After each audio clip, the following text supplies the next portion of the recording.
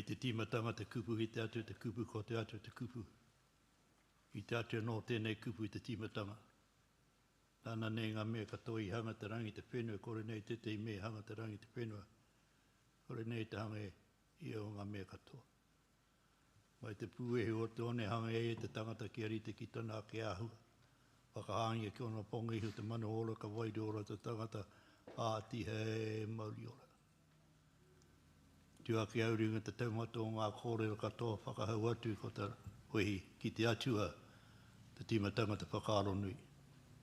Ko te atu te timatanga te whakaoti ngā mea katoa. Ana nei tēnei rangi pai hu mai ki a tātou ki haere pai wa tātou kaupapa. Ana nei whakawātea ngā hurahi tai pai kōtou katoa. I runga te karanga o te whare e tūnei. Au runga te kaupapa o te rā nei rā. Ka tauira koe ke ki te taumata. O reira hara mai kota. In the beginning was the Word, and the Word was God, and the Word was God. And the Word was with God in the beginning. He has created all things in heaven and earth, and nothing that has been created in heaven and earth or has not been created by him. From the dust of the earth he created man in his image and breathed into his nostrils the breath of life, and we became living spiritual beings. Yes, it is life indeed. I stand on the pinnacle of all oratory and declare that the fear of the Lord is the beginning of all wisdom.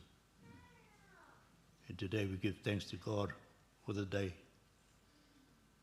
We acknowledge his hand of blessing upon each and every one of us. We thank him that he has cleared the highways and the byways that we've been able to arrive here safely today. And so we say to you all, welcome, welcome, welcome in his name. And in the call of the day, here, the graduates that you have come to support, endorse, and to congratulate. Ai mea te ki te whare e tūnei, tēnei whare kaumātua roto tō tātou a wairua. Tahi rau whātekau maono ona tau. Lore e mea ti, te whare mea ona kōrero katoa, ona hitori. I runga tēnei o tātou roia, tauranga mōna. Anā, mai te hāhi, mihingare. A me te whenua e takoto nei, ka maunga hihi tū mai, ka mōnei rere nei. E whakatau atu ki a kōtou, anō hara mai, hara mai, hara mai. So we acknowledge the house of the Lord that stands here today. It's what we might say a senior kaumātua in all the churches in Tauranga Mona. 146 years old. The Anglican faith. It's all its history, all its outworkings of its congregants within Tauranga Mona.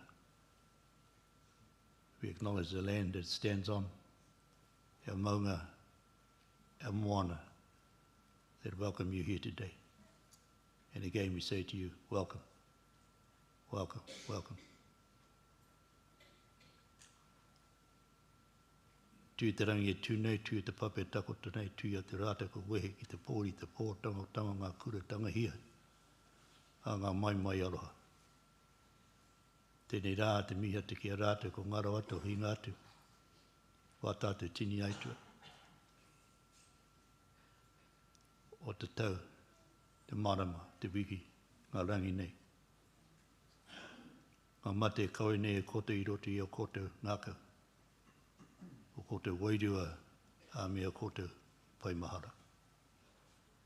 E rā tīnā te kia koutou, maria mai, whare ki tia, te papa nei, ke tāpiri ati ki ngā mate, i tanga hia nei e nei, me Tauranga Mona, tāpiri ati rāta ki a rāta, ki atu tāta ki a rāta, ai ngā mate haere koutou, haere koutou, haere koutou. No matter where we might gather, for whatever purpose we might gather, we never forget those that have gone before us. And so we invite you to bring with you in your hearts, your spirits, your memories, those that you have farewell. Those that you have sent on, those that you have wept over. We invite you to lay them down here spiritually, emotionally, between us, to join with those that we have done the same for. And together we say to those, farewell, farewell, farewell. Ao ko ngaro tōka, kano I ki te tirohanga tangata, kei te oro tonu, I runga o ko te tamariki mokopuna, ai roto o mātou pai mahara. Say while your physical face may no longer be before us, we're reminded of who you are. Sometimes when we look at our children and our grandchildren, well, you are represented there and reflected there. And again, we acknowledge those that have gone on, because without them, we might not be here. We might not have achieved the things that we have achieved, because they have been the ones that have cleared the way before us. That these things that we've been able to fulfill, in a sense, a fulfillment of some of the dreams, the aspirations, and the hopes that they had, that they were not able to fulfill in their time. Nō reira e ngā mate, moi mai, moi mai, moi mai.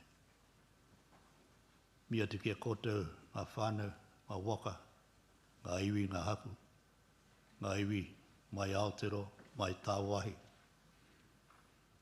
I haere tata mai, I haere tawhiti mai. Tēnā koutou, tēnā koutou, tēnā koutou. E manuhiri tuarangi koutou ki tēnei o tātou kaupapa te rangi nei. I haere mai koutou ki te tautoko. E nei, koe ki te taumata o angitu.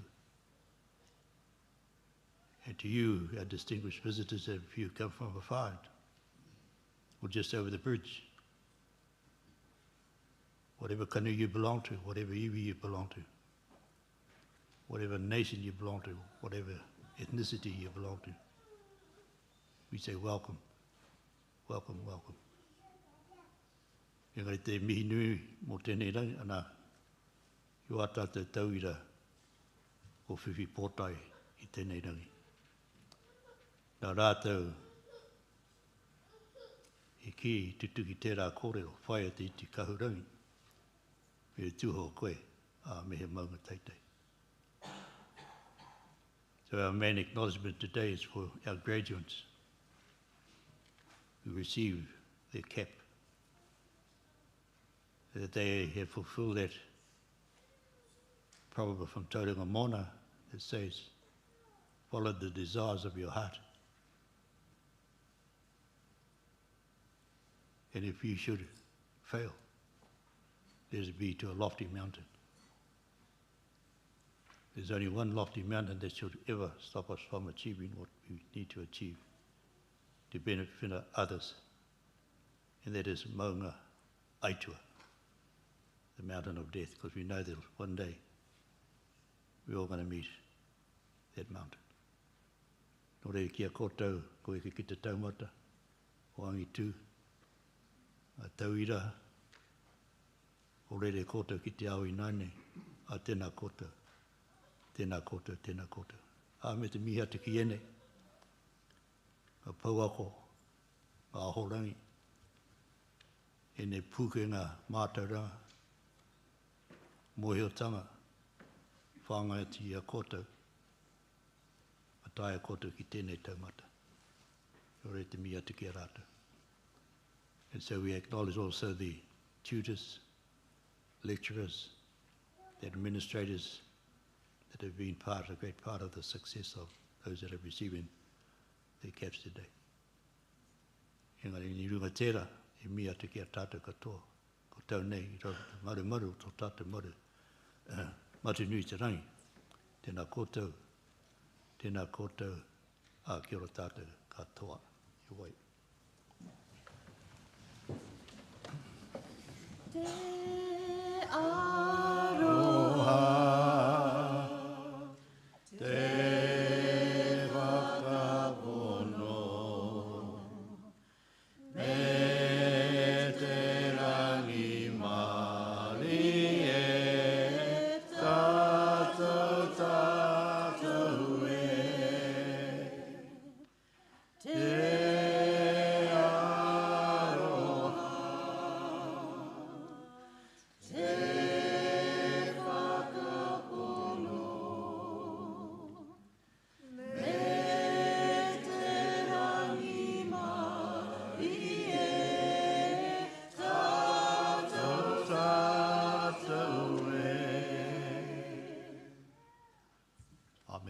nā ko te whakapono me te aloha.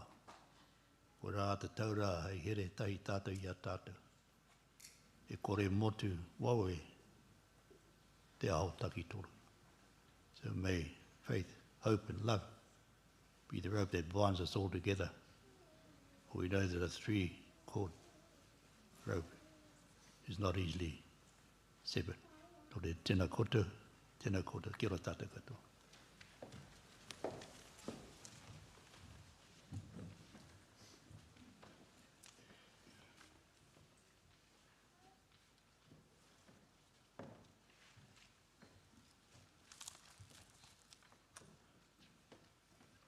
Tēnā koutou, tēnā koutou, tēnā koutou katoa.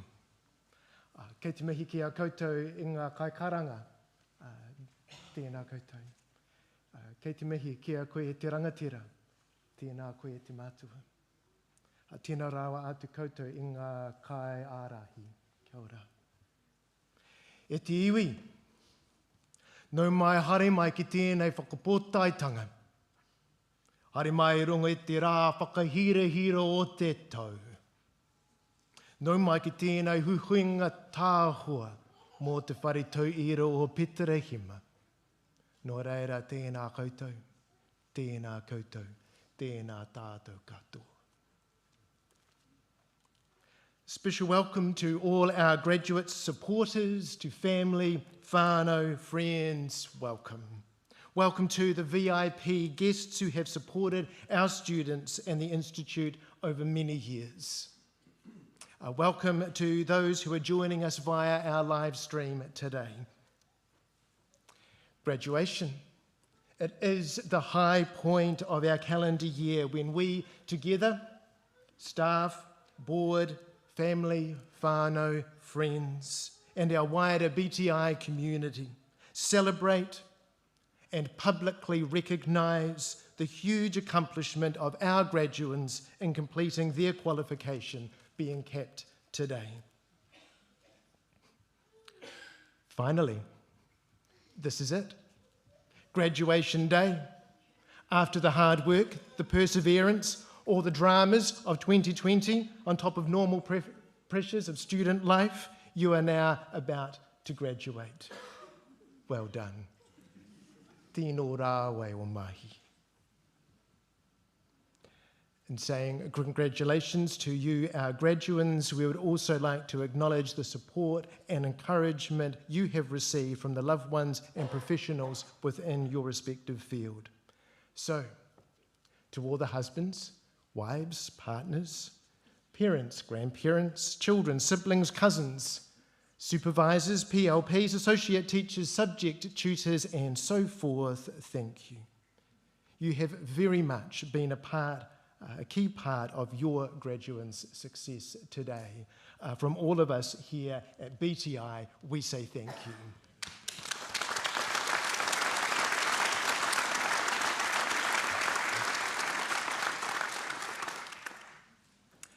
A couple of housekeeping matters.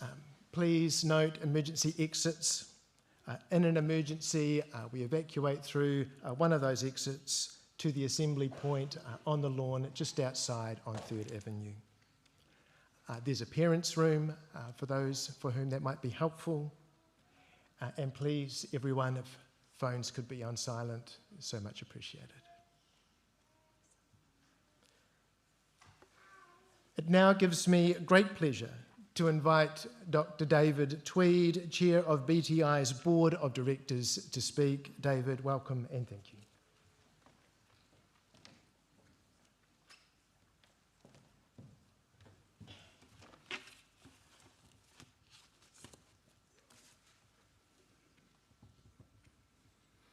Thank you, Philip.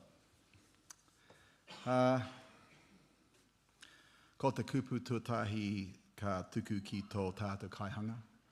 Koira rā te timatanga me te whakamutunga o ngā mea katoa. Kororia ki te mātua nui te rangi, mangarongo ki runga i te mata o te whenua, whakaro pai ki ngā tangata katoa. Nō reira, tēnā koutou, tēnā koutou, tēnā koutou katoa. I wanted to start today by saying the first thing I wanted to do was to acknowledge the Creator, and I thank Hui Kākahu for starting with acknowledging the Word of God. These are parts of our distinctive as Bethlehem Tertiary Institute, and something that sets us apart from other tertiary institutions. And so we never cease to acknowledge this part of our special character and what makes us who we are. My name is David Tweed, as Philip said. I grew up here in the Bay of Plenty, actually. I live in Palmerston North these days, but I come up here regularly. And I think actually it was because I originally went to school here that they thought I would be acceptable on the board, you know, not being local. So it's been quite a ride. Absolutely fantastic to lead the BTI Board of Directors, as I have done for the last few years. I'd like to acknowledge some of our special guests today. We've got Mokohiti. Where is he today? In absentia, all right. But let me say that he represents the Wairoa Marae, and locally we particularly Ngāti Kahu, with whom we enjoy a special partnership. And he was with us yesterday, so I should have checked. But the thing is this, that in matters of education, we at BTI are very interested in working with local partners in a common cause. And who knows if some of the people that we're working with today will either be the leaders of the future or grow those people. And so our view is very generational, and we want to excel at what we're doing.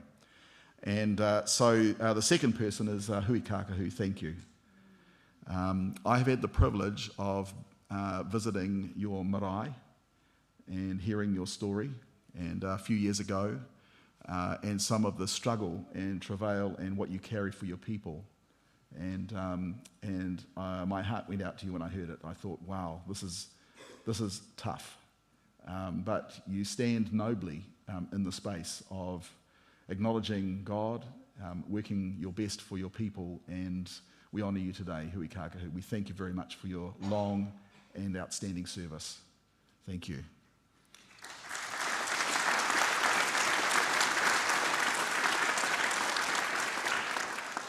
I'd also like to acknowledge Chris Clark, who is our speaker today, and I actually had dinner with him last night. So yesterday I knew something of him. We'd had some conversation before. Now I feel like I know you far better. And you've come with such rich experience and an absolute passion for the kingdom, which I absolutely love. And I'm looking forward to hearing what you've got to share with us today, Chris. So welcome to the Bay of Plenty. Today, though, it's about our graduates. We wouldn't have a reason to be here without the hard work and diligence of our graduands. So well done, as has already been said. You are here with your family, your teachers, and your friends, and we're all here with you to witness your graduation. Today, we have 83 graduates, and 3/4 of those graduates are here in person. And I think I commend you for that, because something about Kiwis is we don't often celebrate success. And I think having these kinds of rituals, moments when you can say, you know what, that job is finished, is fantastic. And it's wonderful that you're here to participate, and we want this to be a fantastic celebration for you. I'd also like to acknowledge the Board of Directors of BTI, and actually there are more of them here today than there were yesterday. Where are you? Yes, thank you so much. We work in the background mostly, so the students won't ordinarily meet us very much, but we're very concerned about having excellence in governance and oversight of what BTI is doing in terms of its mission, its purpose, and its calling, so that we are successful. And while I'm on that note, I'd like to also say thank you to the Christian Education Trust. And we have with us today the chair, Peter Hayward, who is here with us. And one of the things I want to note from the point of view of BTI, because CET has quite a few different things that it's involved in, is not only do they provide us with buildings and various services, but the CET has made a financial commitment to supporting the kind of research that integrates a Christian worldview with professional practice. And I want to say thank you, Peter, for that commitment. It's an ongoing commitment that says not only should our research be excellent from a secular perspective, but we are looking for that integration between the things that we are learning and how that works in terms of a Christian perspective. And thank you too to the staff. So aren't they awesome? Can you just acknowledge them? Yeah.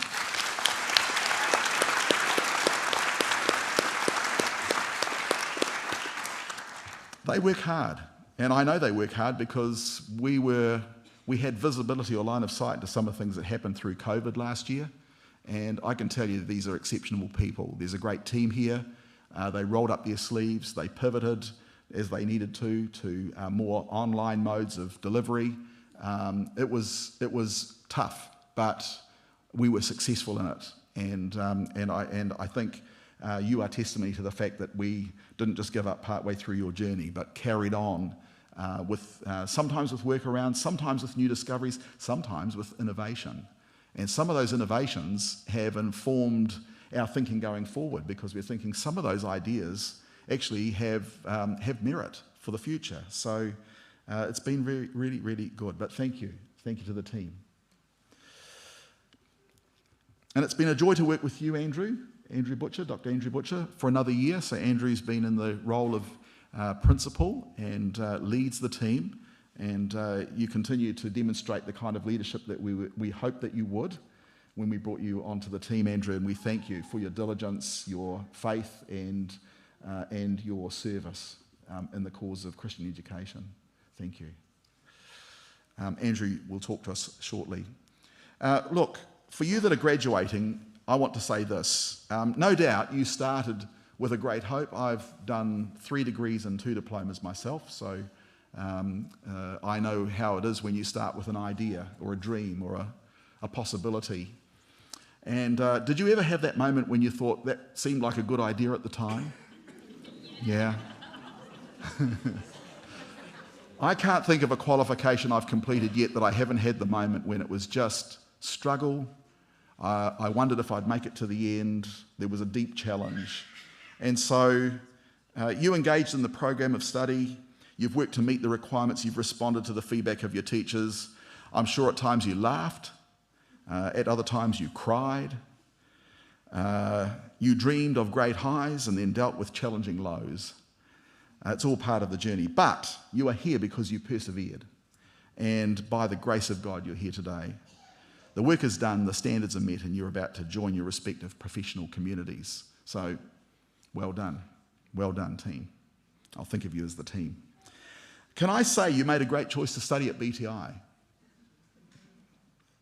BTI's excellence as a tertiary institution and as an education provider has been recognised externally in our recent EER. It's an external evaluation review, in which we were commended on many things. And in fact, they found no specific or substantive matters that we needed to improve. So we were astonished, because we don't think we're perfect. We walk with a level of humility that says we welcome the kinds of feedback that will help us to grow.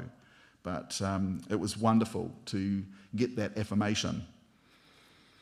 And also, well, anyway, there are those things. And also I want to say there's another reason, though, that I believe BTI is a great choice for you. And that is this. It was here that you learned that it is possible to be a Christian in the world of work.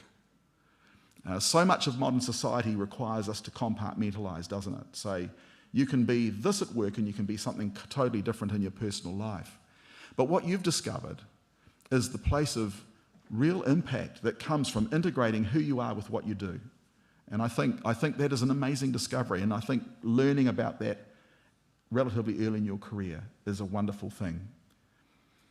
So you learned that the core of who you are informs the value you place on others, how you choose to serve them, and that the service can be offered as service to the Lord. We know you'll do great things as you serve as teachers, counsellors and educators, and wherever God takes you.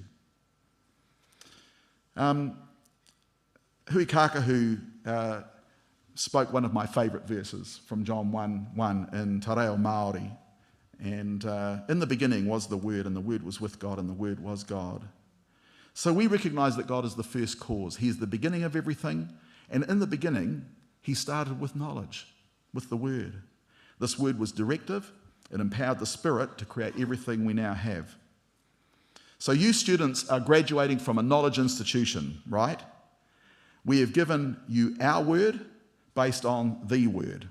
We have given you a foundation based on God and informed by his perspective.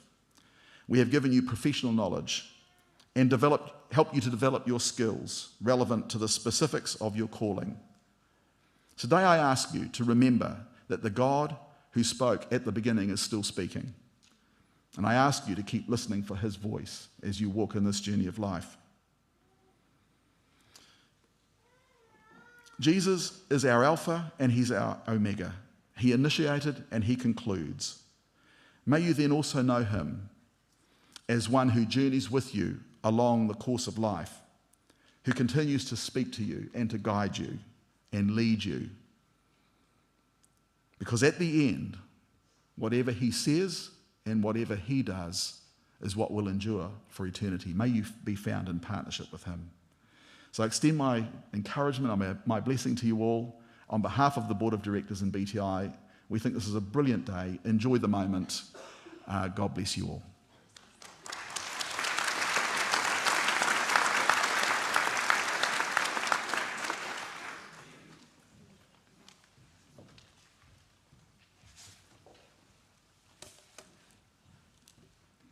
Thank you, David. We're now going to join together to sing our New Zealand national anthem. It is more than just our national song. It is a way of affirming that we are one people from many backgrounds and places. It is a rousing prayer for unity and protection. It is a declaration that we meet today in the presence of God. We're going to sing selected verses. Please look to the screen for the words, and I invite you to stand.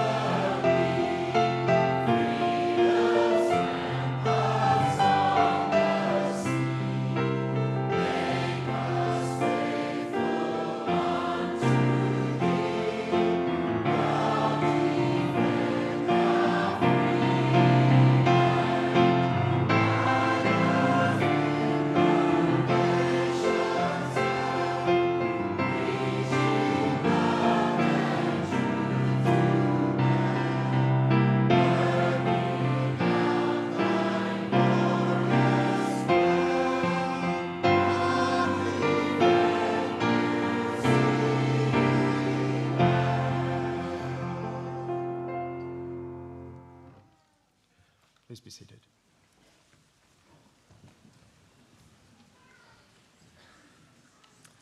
It gives me great pleasure to invite Dr. Andrew Butcher, the Tai Urungi, or Rudder, of BTI to the podium. Andrew, thank you.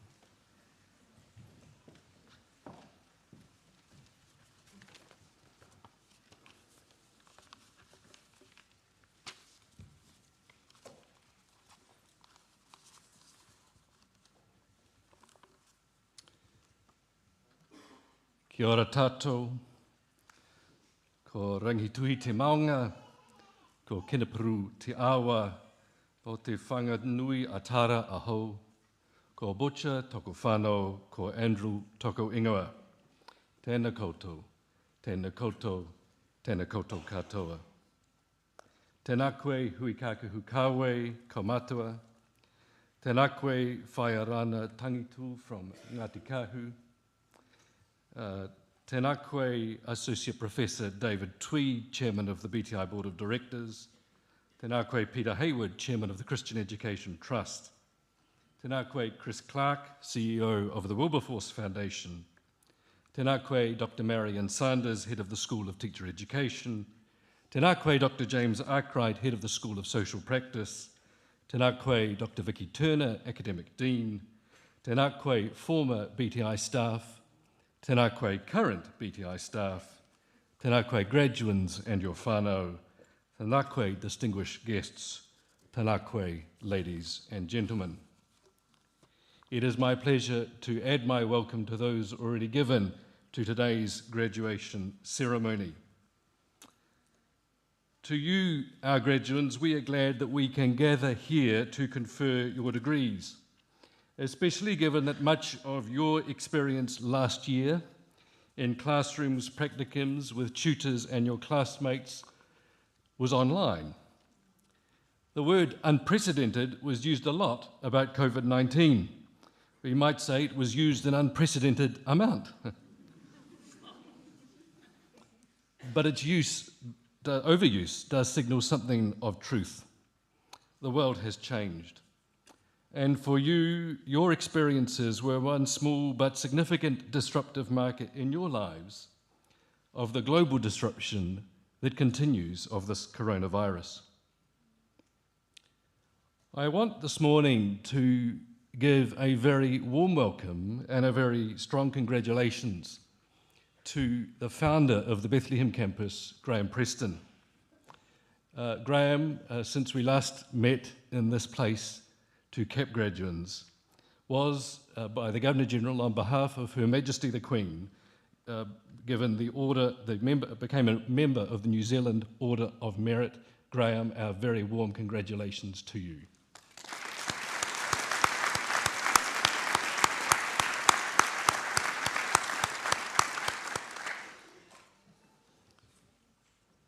BTI succeeds in part because of our enduring partnerships with like-minded organisations.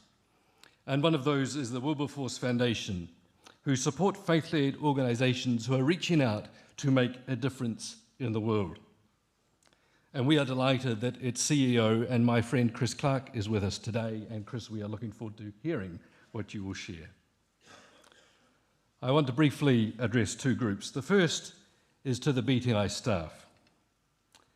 Over the last year, initiatives that might have normally taken months or years in the planning or in the development were implemented at lightning speed and in some cases literally overnight. We found new ways of doing things and some of them we've kept doing. All these new ways of operating required a great deal of you, our staff. It was not always straightforward and it was not without stress. But you worked very hard under the water to keep the BTI ship sailing smoothly and on its course. So to you, can I add the thanks that's already been given by the chairman? Thank you. Today is as much about your persistence, your endurance, your influence, as it is about conferring qualifications on these graduands. You will all remember fresh-faced new students, you'll remember as well, coming in 3, 4, 5 years ago, and wondering perhaps for some whether they'd make it to the end, and praying and prodding where they needed that prayer and that prod. And you saw the strength where they did not, you saw their potential where they did not, you saw their possibility where they did not. So today is as much a success for you as it is for our graduates. More than that, as we as a small community faced COVID-19, you, the BTI team, demonstrated all the fine attributes of a great team. You pulled together and not apart. You showed empathy and not entitlement. You were generous and not precious with your time. You remained committed to the cause to which we have been called. You saw goodness where others saw grief, light where others saw darkness, hope where others saw despair. I firmly believe we are only as good as the people we work with, and the BTI team are very good indeed. While there are good reasons why we don't highlight individual contributions because the team is always stronger than one person, this is not one of those occasions. I'm going to make an exception because I can. Do you know, the funny thing is, I gave the same speech yesterday. So the person I'm talking about, I said to her, please act surprised.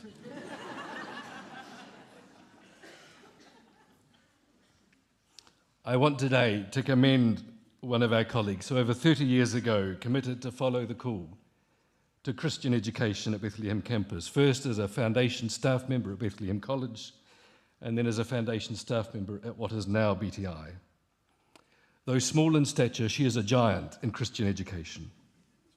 A life member of the New Zealand Association of Christian Schools, BTI's inaugural head of School of Teacher Education, a significant leader in the Presbyterian Church of Aotearoa, New Zealand, and a wise, astute, prayerful woman of God, and a fine colleague. I am, of course, talking about, this is the bit you act surprised, Dr. Marion Sanders.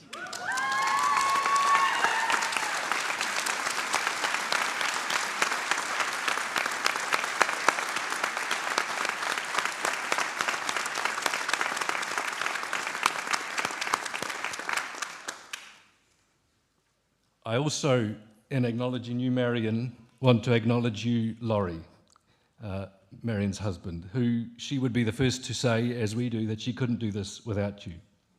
Marion's about to retire, and so I said to Laurie last night at dinner, what are you going to do now that Marion's going to be home more often? And he said, I'm going to go out more often.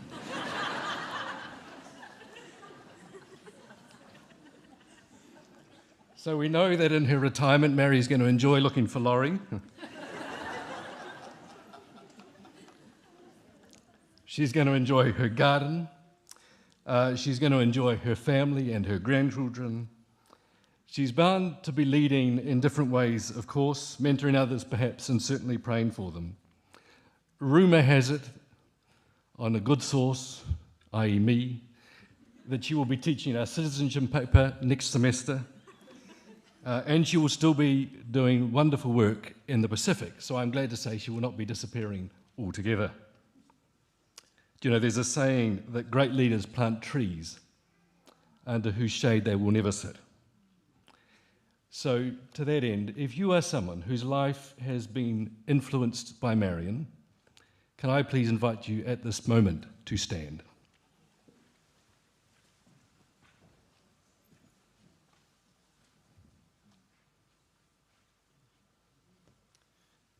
And we know, because we're being live streamed, that there's lots of people standing that we can't see.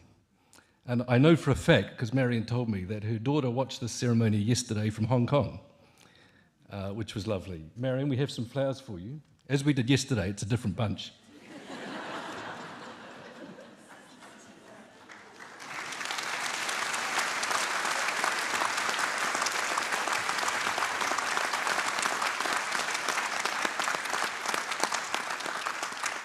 Thank you. You may be seated. Marion looked terribly surprised, like she didn't know that was coming. Now to you, our graduates. Congratulations, you've made it. Many times last year in particular, you probably wondered if you would. But you did. Well done. Well done to those that you live with.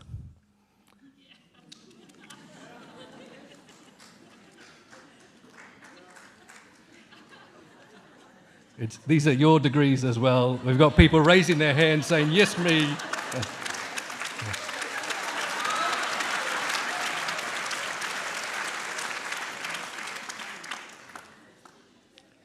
For reasons of practicality, we can't have all the families come up on the stage when we cap you. But know, well, I suppose you can always try it, but know that when we give the certificates to these graduates, we are giving them to your whānau as well, because your success is their success.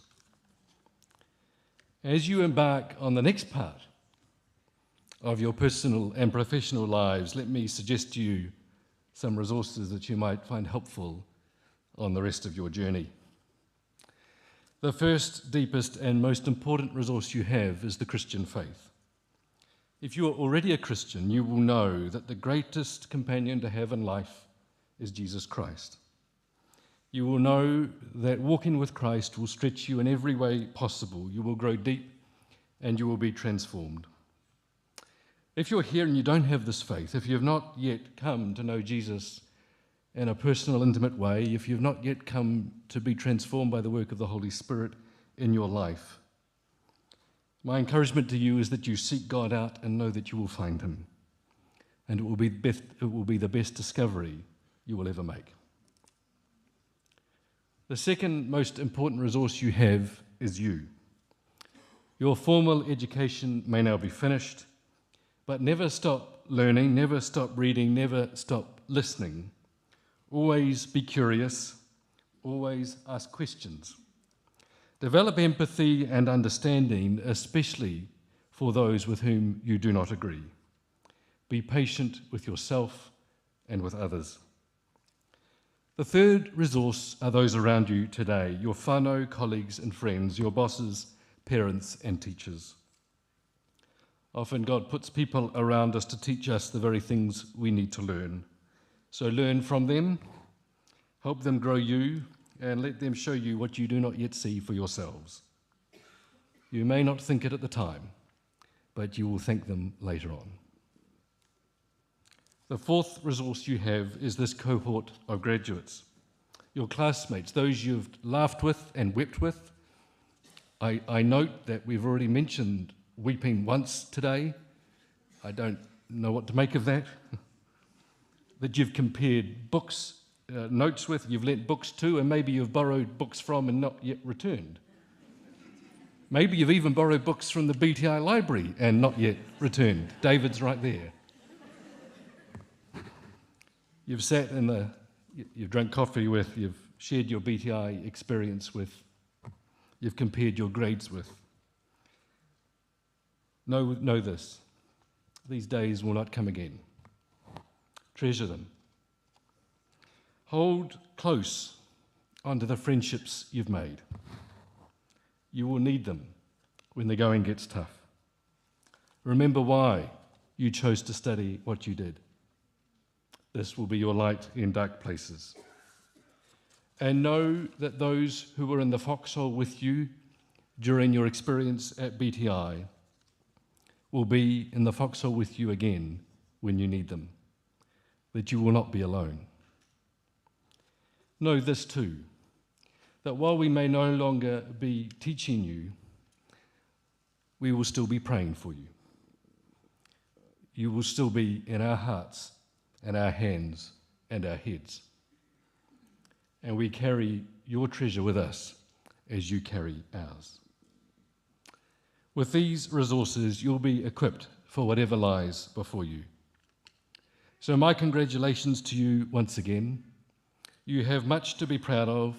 Your families and whānau are proud of you, and we are proud of you. Nō reira, whaia te iti kaharangi ki te toho koe mi he maunga tete. Seek the treasure that you value most deeply. As Mātua has reminded us, if you bow your head, let it be to a lofty mountain. Thank you.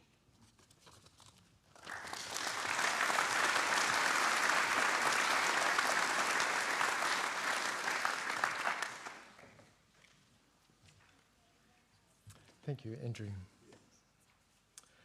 We now come to the presentation of the awards. The graduates will be capped by our Tai Urungi, Andrew, and have the awards presented by their program leader. There are some graduates who couldn't make it to Tauranga today. They will be recognised in absentia. We invite you to join with us to celebrate the success of all graduates.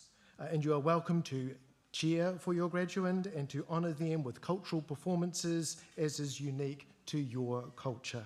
This is a feature of the BTI graduation which we welcome and we will take time to enjoy. We encourage you and your whānau to express your joy.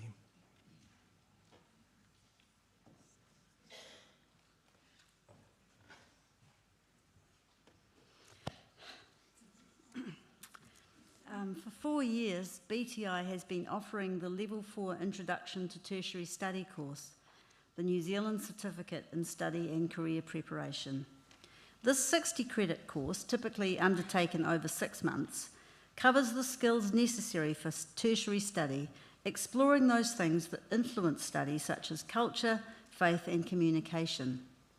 It also gives students the chance to experience life as a teaching, social work or counselling student with relevant readings to interact with, as well as practical experience in the field of their choice.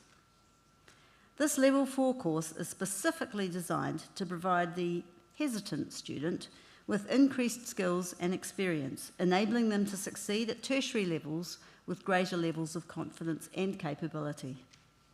We have pleasure in presenting the award for the New Zealand Certificate in Study and Career Preparation Level 4 to the following students.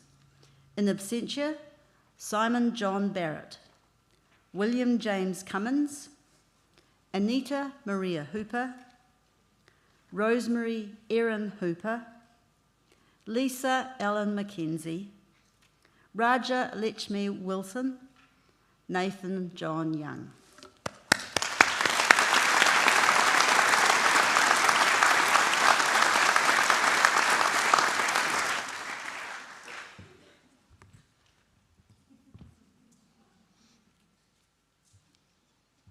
It's now time to be awarding the School of Teacher Education qualifications.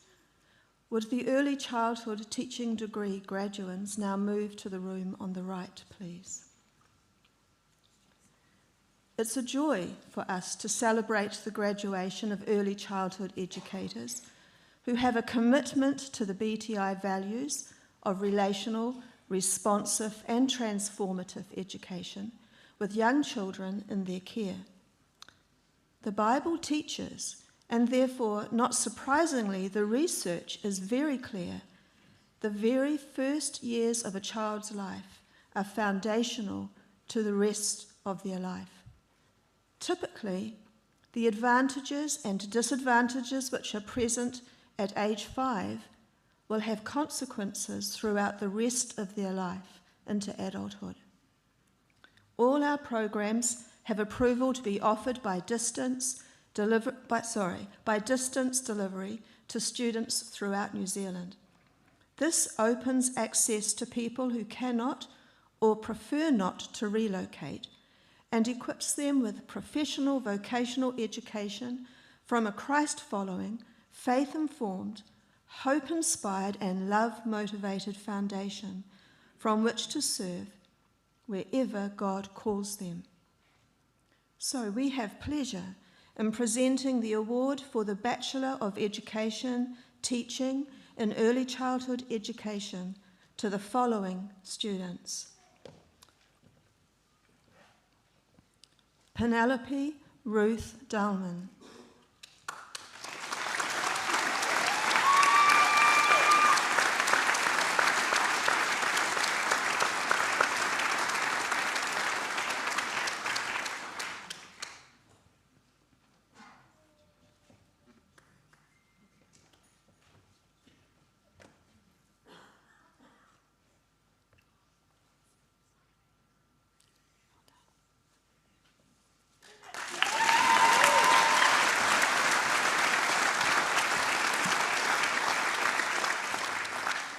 Kaylee Marie Rout.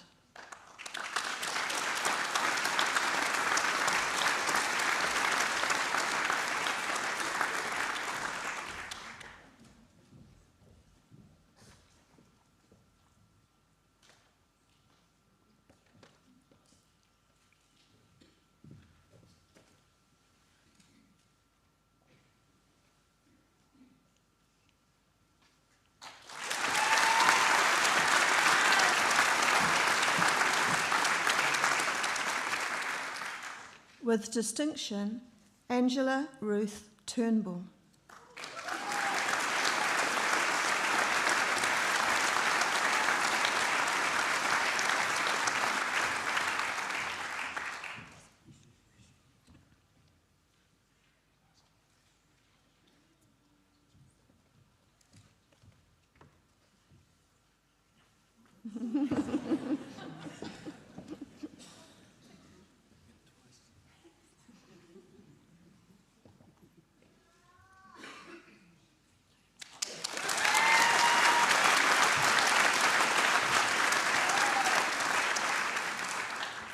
Olivia Truce van Hengel.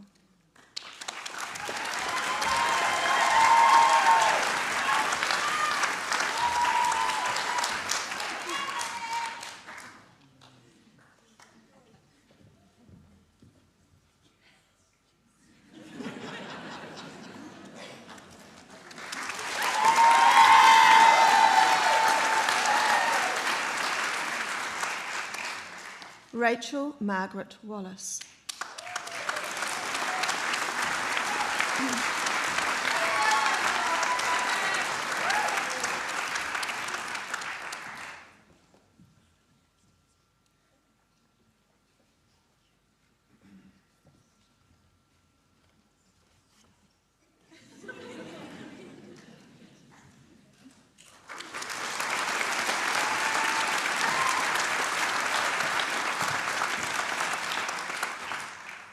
Would the primary teaching degree graduands now move to the room on the right, please?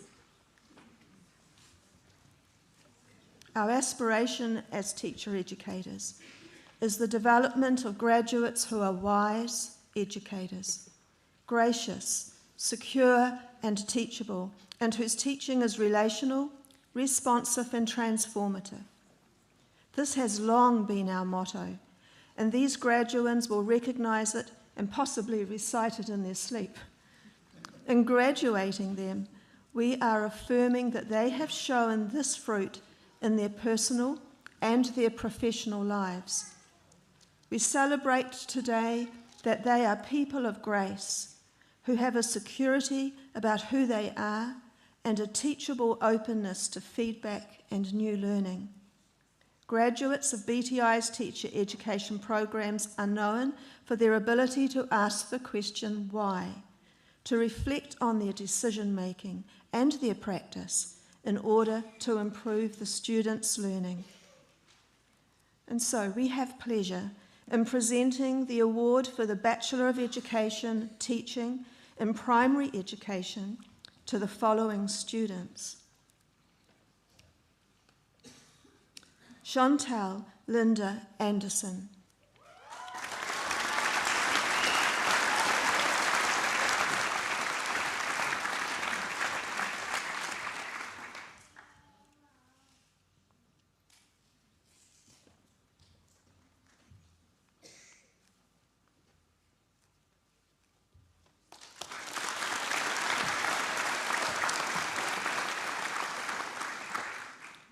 Rachel Arona Brown.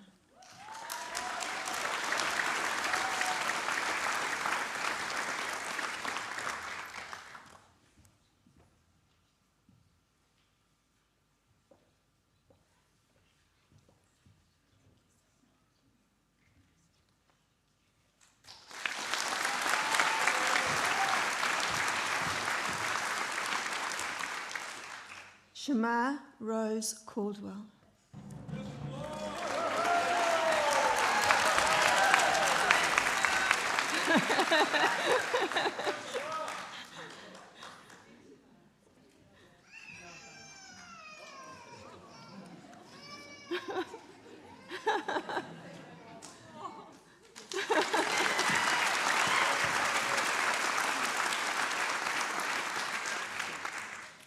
Jasmine Lee Marama Griffin.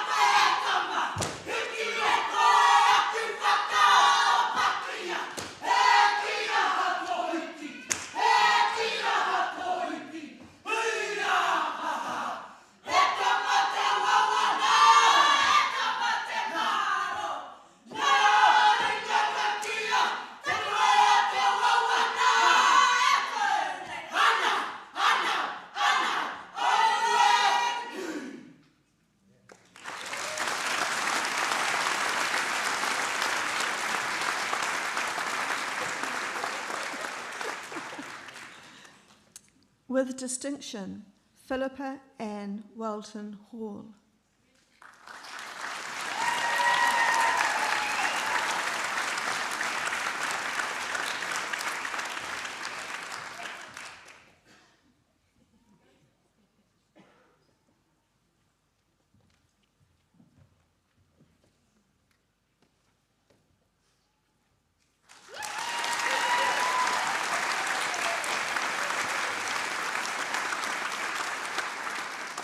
Angela Jessica Kleinovink.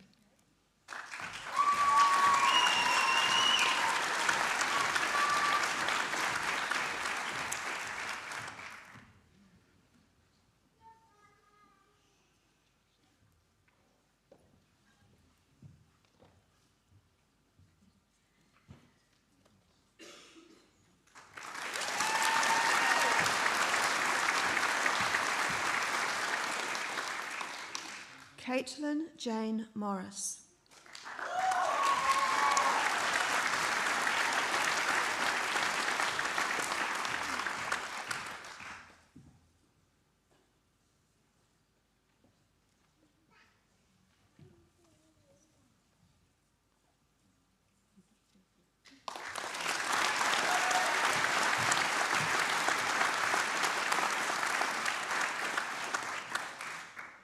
With distinction, Sarah Jane Patching.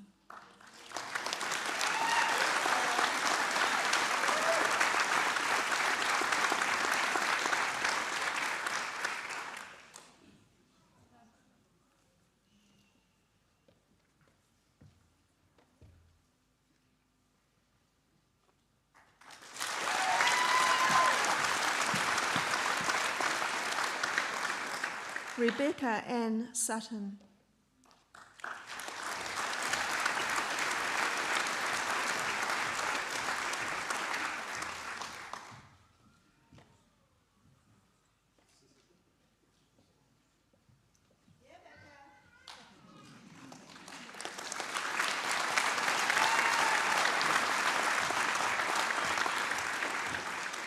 Bronte Elizabeth Tongs.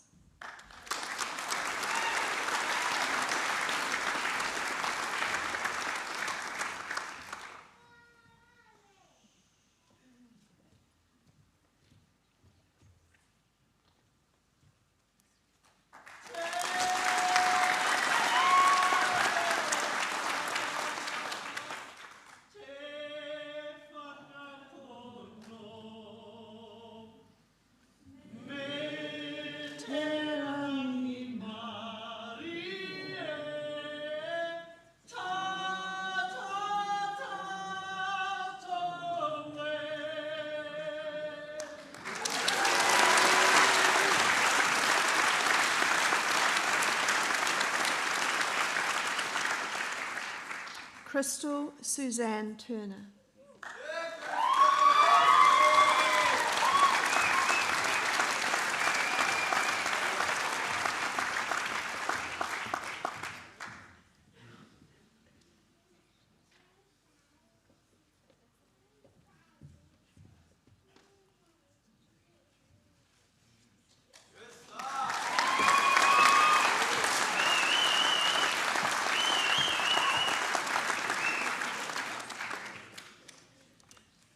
Would the first group of secondary teaching graduates move to the side room on the right, please?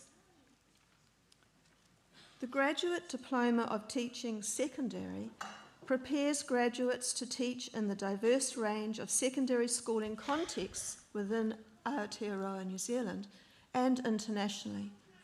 This group of graduates have all previously gained a tertiary level degree, and students study through the 1-year full-time program or 2-year part-time program, which has a blended learning approach.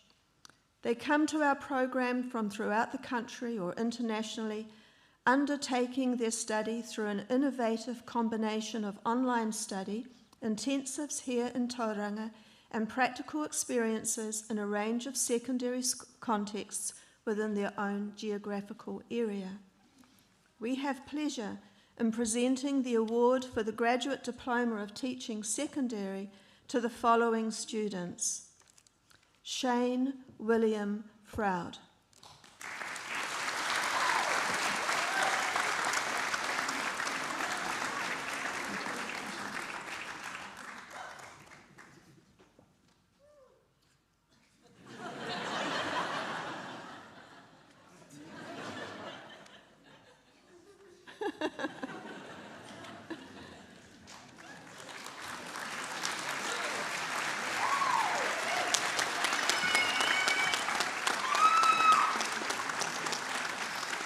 With distinction, Ramiro Gatti.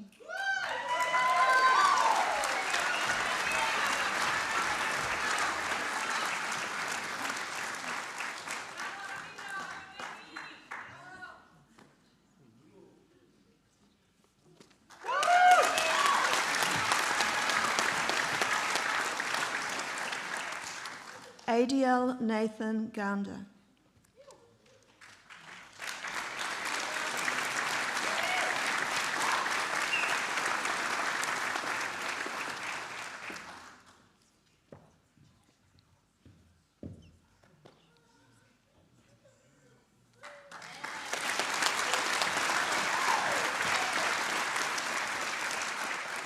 Pramod Swaraj Gundu Jaya Swaraj.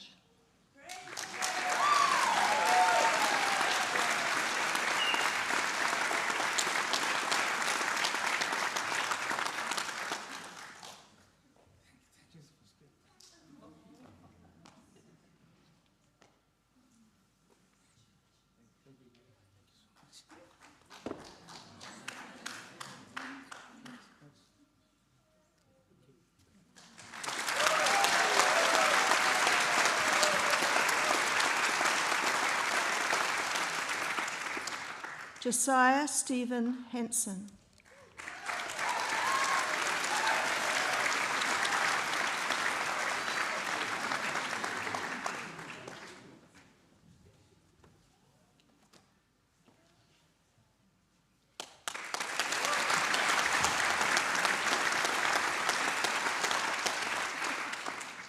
Alania Eva Naureta Hardy, with distinction.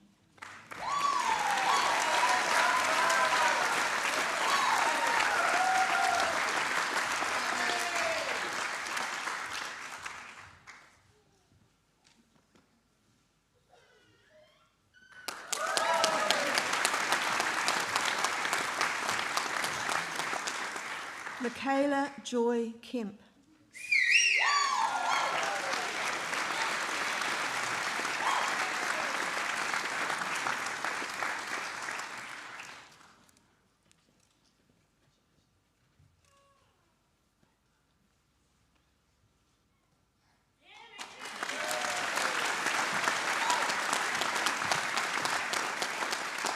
Paige Nola Marie McDonald.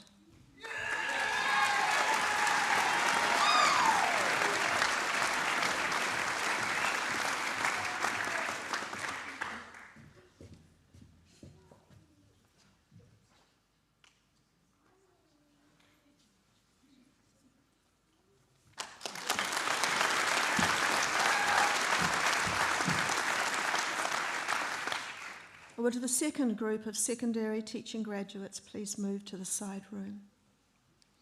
Our secondary graduates are highly rated, and the post-study employment rate exceeds the national average. Graduates have identified 3 specific ways they felt BTI had prepared them successfully for their teaching career. Firstly, our students appreciated educators who cared about them as people and provided the emotional, spiritual, and academic support needed to succeed and define their vision. Secondly, students felt prepared for future leadership opportunities because of the unique learning focus, context, and environment they experienced. And thirdly, they highlighted the benefit of what we call the host school experience. This enables the student, in addition to their 2-block professional practice experiences, to be based in a school throughout the year and consequently experience the rhythms of the school year through a teacher's lens. We have pleasure in presenting the award for the Graduate Diploma of Teaching Secondary to the following students. With distinction, Sophia Alice Eleanor Mackenzie.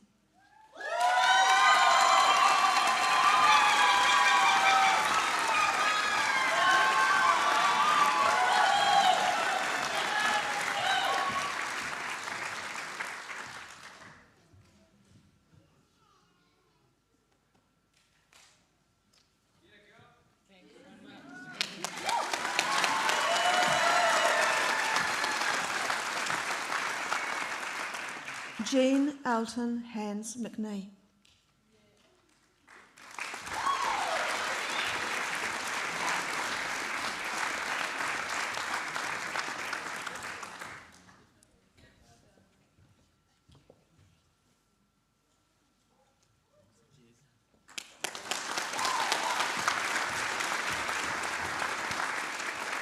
Sean Patrick Nolan.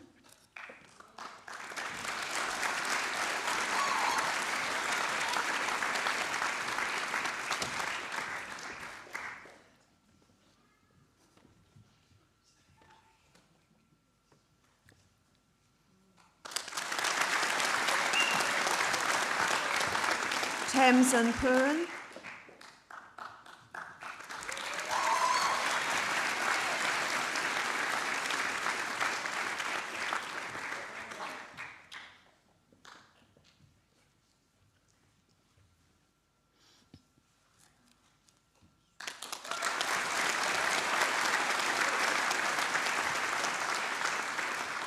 Belinda Jane Robertson.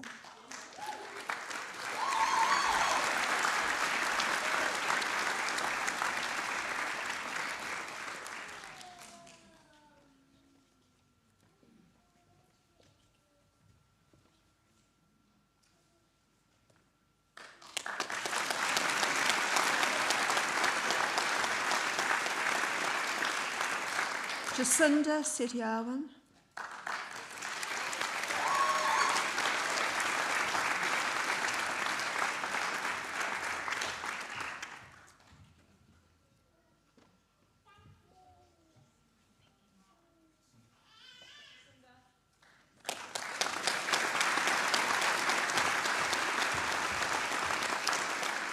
Kate Lee Elizabeth Utyer.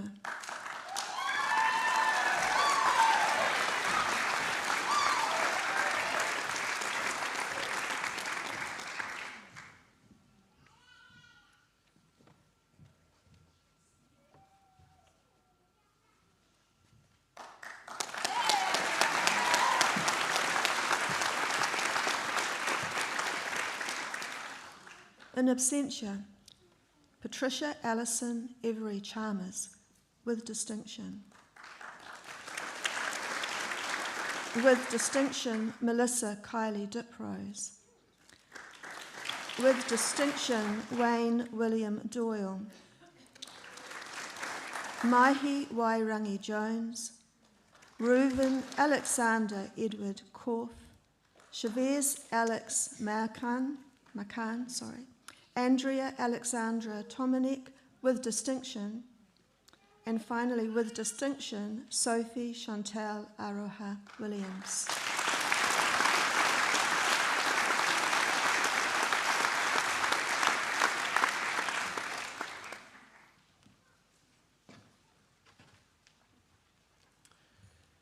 It's my privilege to invite our guest speaker, Chris Clark from the Wilberforce Foundation, to the podium. Chris Clark has over 25 years leadership experience locally and globally in public policy, healthcare, humanitarian development, and the philanthropic sectors. Currently, he is the CEO of the Wilberforce Foundation and Executive Chair of the Arrow Leadership Program.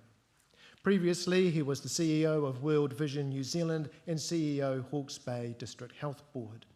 He has also worked for the World Health Organization Europe, the National Health Service Wales, and in several health sector roles in Aotearoa. Chris holds law and commerce degrees from Canterbury University, and since 2009 has been the inaugural Praxis Visiting Scholar at Green Templeton College, Oxford University. He is a recognised public speaker and has highly developed communications and influencing skills and regularly appears in the media. Chris, welcome and thank you.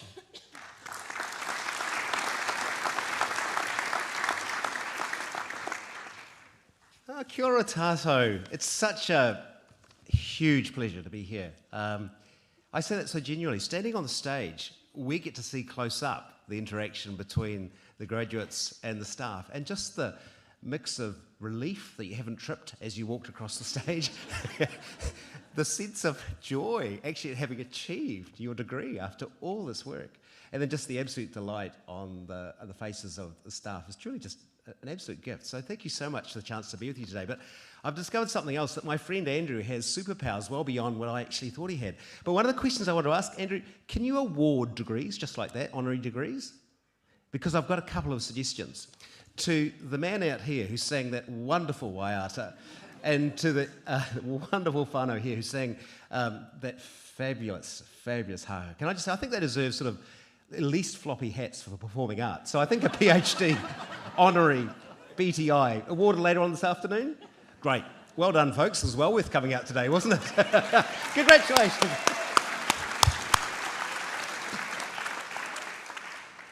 Can I just echo what's already been said? Just a massive congratulations to each one of you as graduates. You've heard it before, you've known it firsthand. This has been the most extraordinary of years. And to get to this point today where you're walking the stage and receiving your degrees and your honours is just truly magnificent. And congratulations to you. And don't let the anxieties of tomorrow rob you of the joy of today, for the simple reason that in New Zealand society we have so few rites of passage, and this is one of them, and this is one that you will always remember. But it's not a solo effort, because we seldom study alone. And so today also we're acknowledging the family, the whānau who've supported you through this, the family who've given up family nights, who have rearranged evenings so that you can study. And so we thank them for journeying with you. And particularly, I want to pay a tribute to those of you who have studied part-time, because I know that particular pain of getting to Friday night, and all you want to do is watch Netflix and eat takeaways. And instead, while everyone else in the family is doing that, you have to study on the kitchen table. To manage family, to manage study, to manage work, and so on is an extraordinary achievement.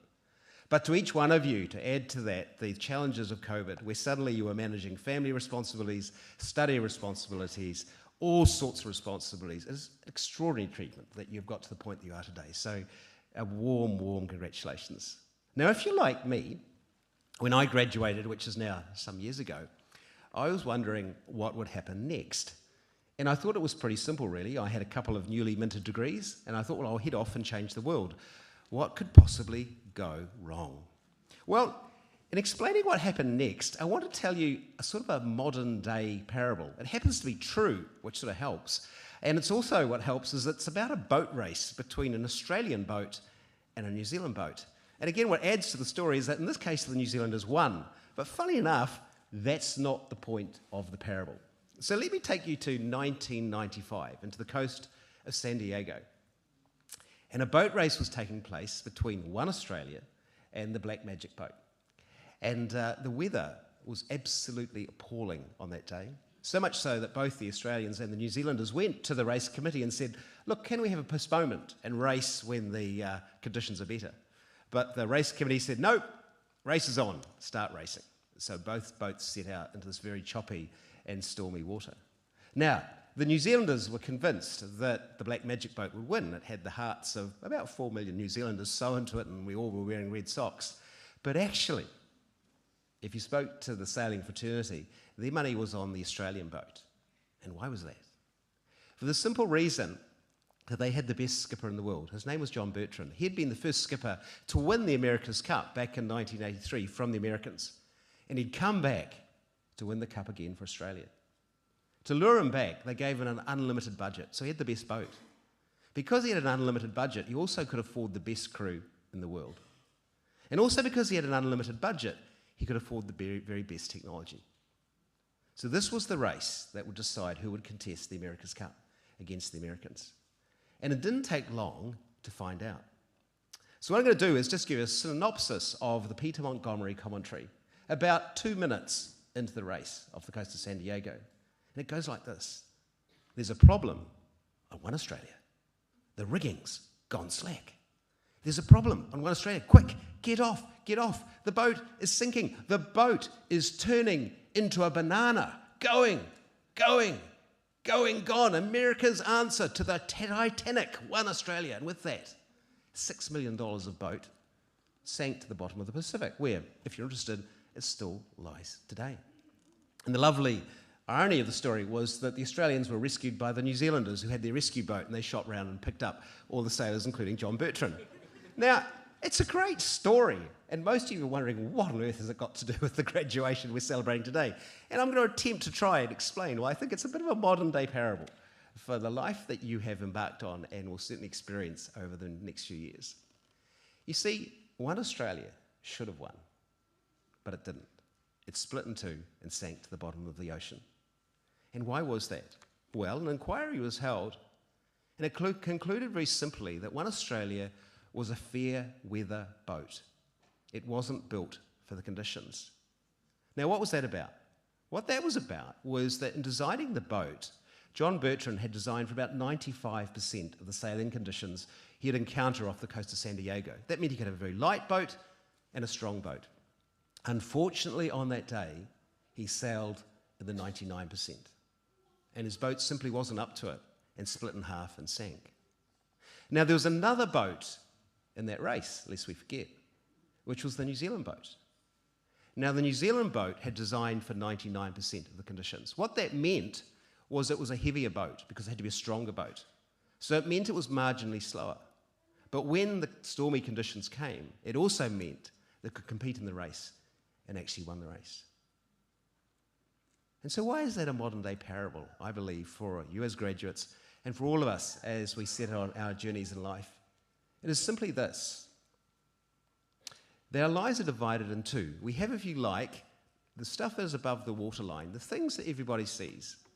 But what gives us direction, what gives us maneuverability, what gives us strength is our keel. And it's our keel, in fact, that will take us through our lives. But so much of society honours that which is above the waterline. And you all feel those pressures, as I felt those pressures. It is the way that society acknowledges us. Through the jobs we take on, through the money we earn, through the company we keep, through how we spend our time. So much of it above the waterline. But truly, what will make the difference in life is what is below the waterline. And what is that keel that guides us through life? Well, quite simply, it is our character. It's the strength of our relationships. It's our ability to endure no matter what. Now, here's the good news. We can actually strengthen our keel as we head out on our journey of life. And I thank the Lord that my keel certainly wasn't strong enough when I left university and started out on my career. And I thank the Lord that the storms that I did indeed encounter were much later in my life. And thus I had a much stronger keel to encounter those storms than when I first left university. But is it possible to strengthen our keel? I believe it firmly is. And what does that look like? Well, as graduates, the first thing I'd say to you is never, ever, ever neglect your spiritual health. For those of you who have just graduated and perhaps taken on new roles in new parts of the country or moving to new environments, actually you're at a point of vulnerability. As you know, you're at a point of personal transition. That brings with it a whole period of vulnerabilities. Whatever you do not neglect your faith in that transition. Find a church as soon as you possibly can. But whatever you do, keep strengthening your spiritual health. But it doesn't stop there. It's also about the people that you surround yourselves with. It's the people that are here today. For one thing, I've learned that when the storms come, and when they're particularly long in intensity and endurance, it's actually those that you're closest to who are your greatest cellmates and friends. So don't neglect your relationships no matter what. Deepen them as fast as you possibly can. So it's about maintaining your spiritual health. If it's about maintaining deep and enduring friendships with whānau and with others, it doesn't end there. It's actually about taking risks. It's actually setting out your little boat, not just in the fine weather, when you know you'll get home safely, but in the stormy weather, where actually you'll lose sight of the land. And then you'll see stars. And you'll see something what it is to journey with our Lord on an incredibly exciting adventure. What's our keel about? It's about moral courage, understanding truly those words, which will be uttered to you many times in your career. What do you think is the right thing to do? And realizing that is a moral and ethical question more than it ever is a pragmatic question. How do we strengthen our keel? Actually, we strengthen our keel by realizing that we don't sail alone, that we sail for others. In other words, showing deep care and respect for those around us. And that's hard baked into you, because the thing that characterizes all of you as graduates and the courses that you've chosen to study and the degrees that have now been conferred is this, that every degree is actually about serving others, whether it's in teaching, whether it's in social work, or whether it's in counselling. So the great thing is, yes, we can strengthen our keel, because here's the thing, the storms will come. And some of the storms will be of lasting endurance. Many of you have already encountered those storms as you've grappled to get your degrees. And unfortunately, life doesn't go on hold, does it, while you're studying your degree? Stuff happens. Good stuff, and sometimes some really, truly bad and sad stuff. Well, those storms will come. I've experienced those storms, all sorts of forms I've taken, as I've shown this remarkable propensity not only to get jobs, but also to lose jobs. The U-turns that I've faced, the mistakes that I've made, the seeming cul-de-sacs that I've gone through in life. I've had, particularly when I went to the District Health Board, death threats. Most of them weren't particularly successful. But it was still an experience not to be repeated. But the point was this, that as the storms came, I realised that my keel was strong enough. And what was that about? It wasn't actually about my own ego or anything else like that. It was actually recognising that I did not sail alone, that I was sailing with the Lord. And actually in this extraordinary way, that he was with me as I'd never known him before in those storms. So, a modern day parable, that as you set out and wonder what comes next, enjoy the sailing, no matter what. It is fantastic to sail in the weather. But focus on your keel and don't neglect it at the sake of trying just simply to look at those things above the waterline. But to finish, I don't want to end it there. The reason I don't want to end it there is because as you set it on your boat, a question you will ask, even as you settle into your careers, is, Lord, what would you have me do next? I've asked this question many, many times. Many times in the nights I was shaking my fist at the Lord, saying, Lord, I just don't know if this is what you have me do. What might next look like? And so as I finish, I just want to leave you with 6 questions that I found incredibly helpful as I've sailed my little boat through stormy weather and occasionally through the doldrums and pulled into some ports that perhaps I didn't want to pull into, but I've also known the extraordinary joy of sailing. And what are those 6 questions that I want to explore with you? The first one is this. Never, ever neglect your first passion. Remember back always to when you were about 8 years old, when you didn't have a mortgage, when you weren't in love, when you didn't have responsibilities, when you didn't have debts, when you were free. Where did your mind go? Never ever lose sight of that first passion. It's probably that passion that's taken you into teaching, into counselling, and to social work. Always remember your first passion. Secondly, recognise your season of life. Now, the reality is that we go through very distinct seasons. You have just emerged from a season of study. My wife and I were working in the World Health Organization in Copenhagen. I was spending a great deal of time in Eastern Europe at the time. And we realised that this wasn't going to be conducive to having a family. And so we travelled back to New Zealand, recognising that the next season of our life was actually all about family rather than being about career advancement. You'll constantly face these questions about recognising what is the season of life. But whatever it is, live that season remarkably well. Live it to its full. Andrew Beecroft, many of you will know, is the Children's Commissioner. He was telling me a story that he asked his father many years ago. He's a Christian and a lawyer, and he asked his father, how do I become a really good Christian lawyer? And his father wisely said to him, Andrew, it starts by becoming a really good lawyer. And the same point applies to you. The season of your life now is to become an extraordinarily good professional. That is the most honest way that you can honour the Lord in your profession. So if it's about dreams, if it's about recognising the seasons of life, it's also about asking this question. What price are you willing to pay to serve your Lord? Because invariably it will invoke a price. You recall that Jesus, as he turned to Jerusalem, says to his disciples, the foxes have holes, but the Son of Man will have absolutely nowhere to lay his head. Expect to pay a price to realise your sense of vocation and calling. In thinking this through, one of the questions that you'll constantly confront is the question of who am I? Only now, as I'm a little bit older, am I starting to appreciate who I am and recognizing that actually I'm loved not for what I do, but for who I am and what I'm becoming. In the society that we live in today, we're so often robbed of our own company. And actually having spent a bit of time in my own company, realizing that I probably wouldn't want to spend 3 weeks on holiday with myself, but actually a couple of hours with myself isn't too bad a thing. Learning to understand who you are, your strengths and your weaknesses, is part of thinking through your vocation. A question that you may want to ask always is, what do my family, my whānau and friends think? I was offered a very tantalising job overseas, which I was particularly attracted to, and I was offered the work at World Vision. What was so interesting was that my family and friends were ecstatic about World Vision and said, Chris, you were always made for this. I think it was partly in response to their enthusiasm that I said yes to World Vision and not to the other opportunity. And for that, I'm forever grateful to my family and friends, because they know us often so much better than we know ourselves. But the last question to ask yourself is, what am I most afraid of? You see, if we have dreams, if we have passions as 8-year-olds, often it's our fears that stop us realizing those passions and dreams. And the Lord says repeatedly, fear not. So name your fears, confront your fears, and with the Lord's help, overcome your fears. So folks, to finish, we've talked about a modern day parable, which is about a boat that went on a sailing race, one that survived the race because the keel was strong enough. We've talked about how do we strengthen that keel.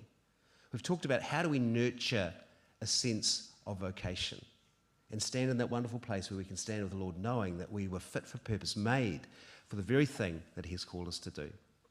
But to conclude, don't be overwhelmed by the storms that will inevitably come. Instead, may you know the joy of sailing. May you know the adventure of leaving safe shores and setting out for distant lands. May you know the excitement of just sailing with the wind in your face. And may you also know this, that you never, ever sail alone. The Lord is always with you, and He will never, ever let you go. Thank you.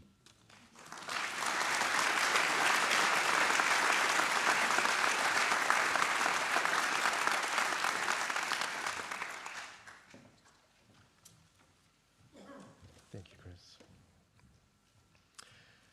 As the Apostle Paul said in the early years of the church, one person plants, another waters, but it is God who brings the growth. We are grateful to be a part of the growth process of these graduates. So, shall we stand together for a song that reminds us to bless our God who is rich in love. However difficult the journey has been for you, God has been faithful and you have made it. That is one reason out of 10,000 to bless the Lord. Let's stand.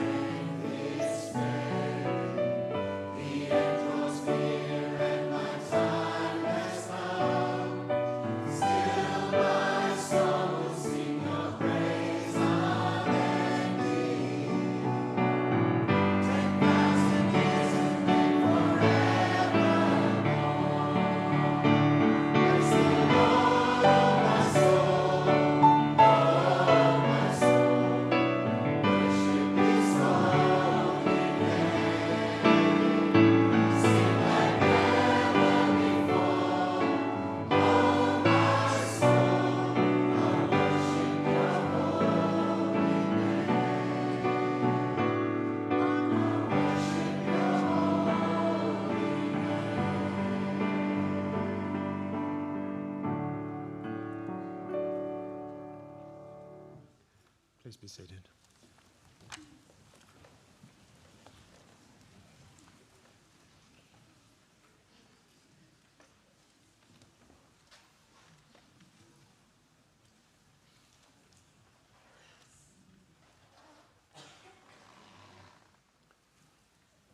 When the script goes on the small podium, I know that's my signal. And we now invite the graduates for the Diploma of Family Support and the Diploma of Counselling to move to the side room, please.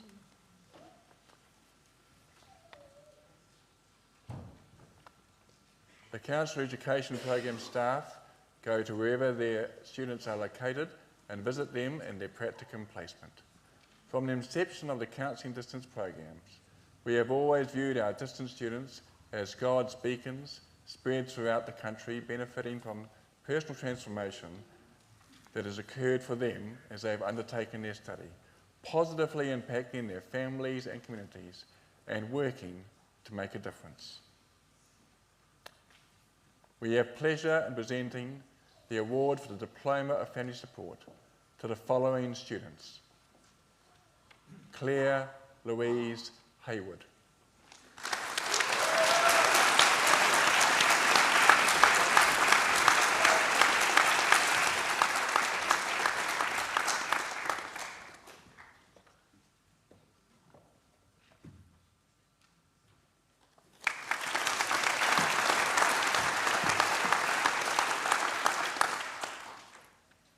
Joanne Linda Jensen.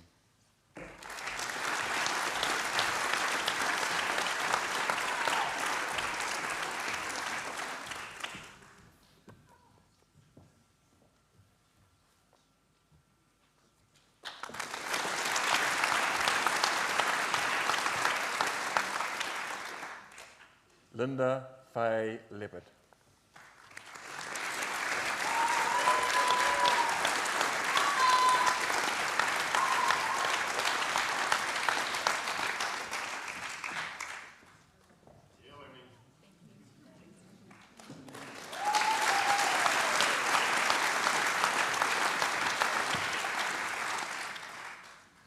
In absentia, Inya Wilhelmina de Graaf Dommenkamp.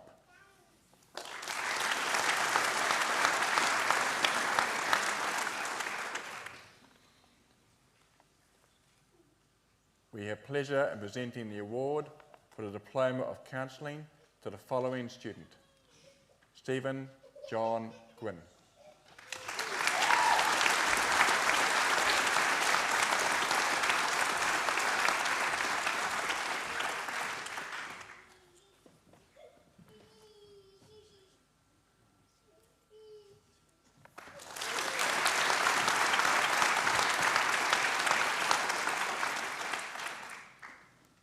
Would the first group of Bachelor of Counselling degree graduands please move to the side room.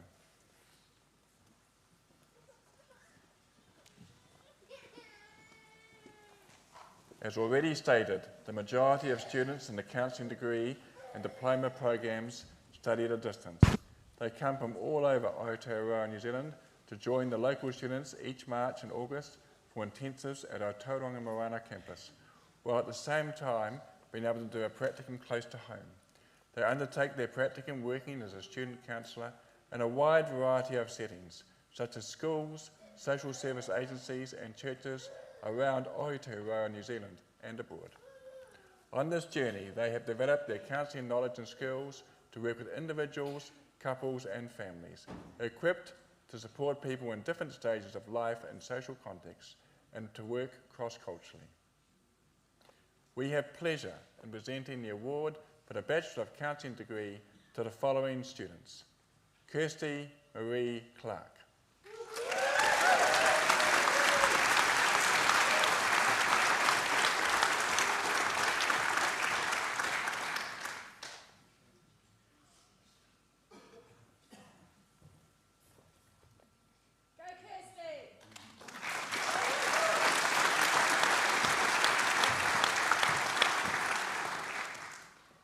Trina Jane Crosby.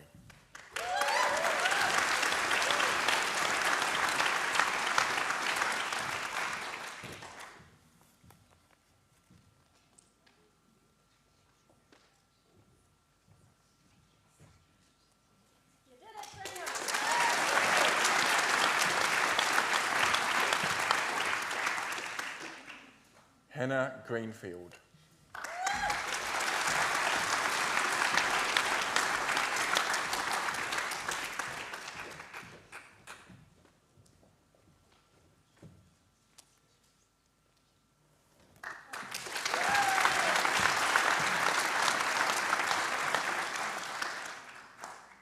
Karen Louise Hall.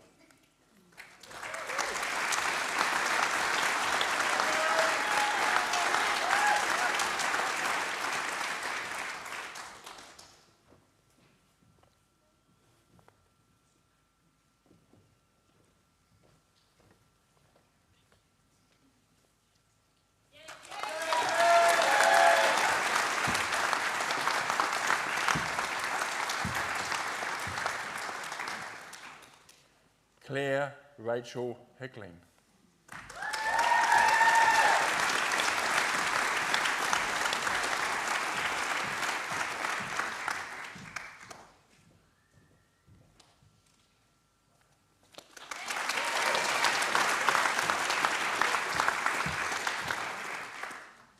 Sarah Duncan Heisted.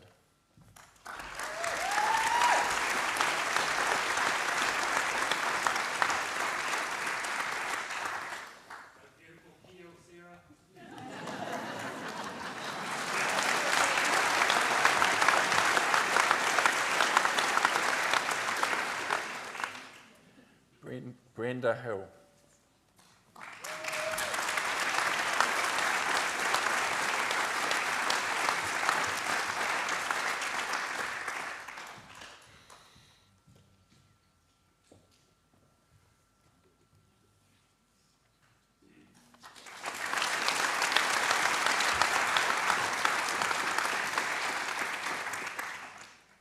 Jeremy Bruce Kelson.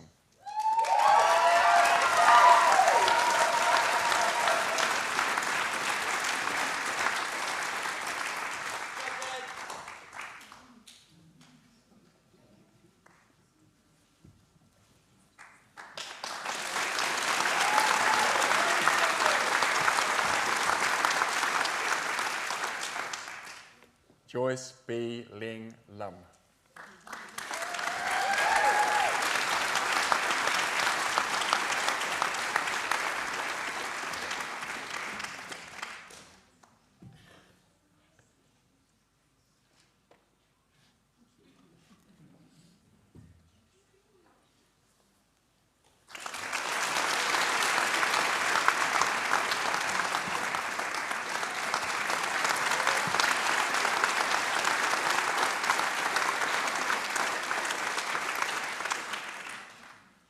Amy Joan Linus.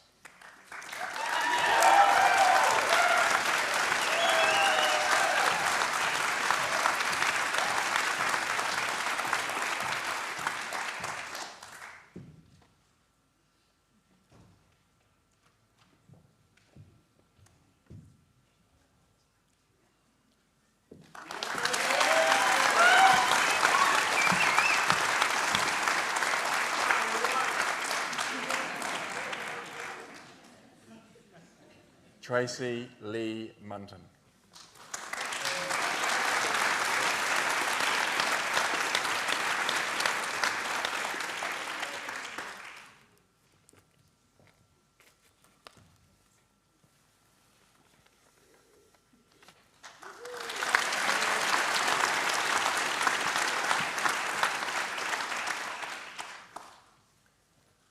With the second group of Bachelor of Counselling degree graduands, please move to the side room.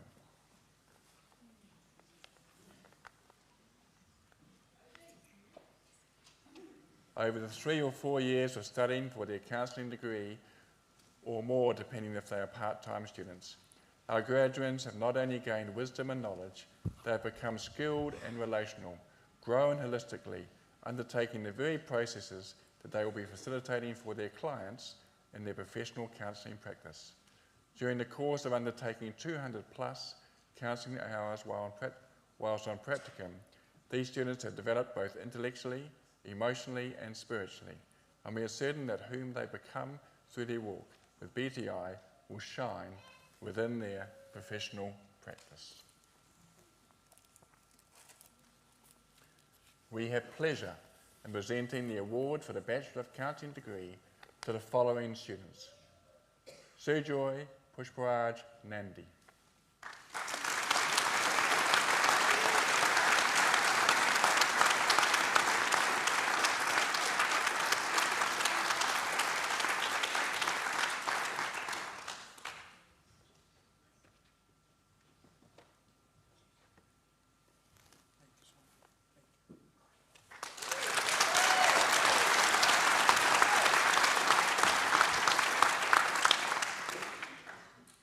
Joanne Samantha Napier,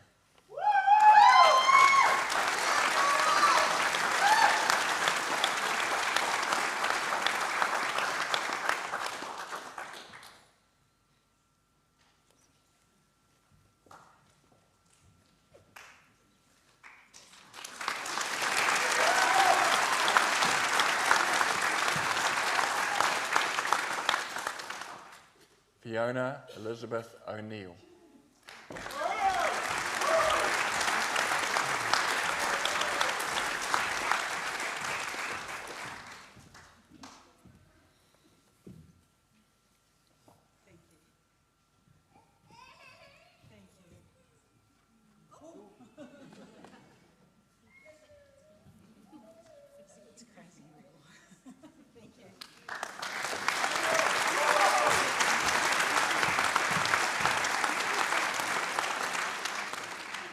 Deirdre Faye Orford,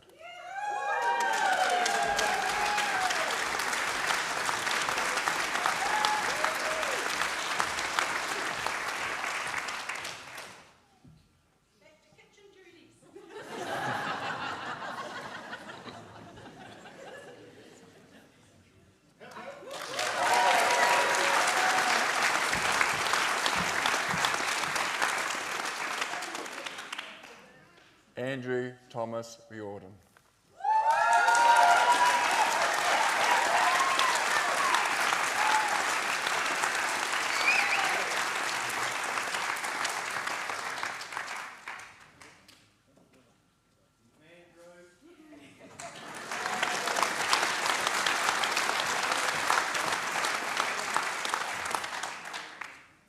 Zoe Gwendolyn Saunders,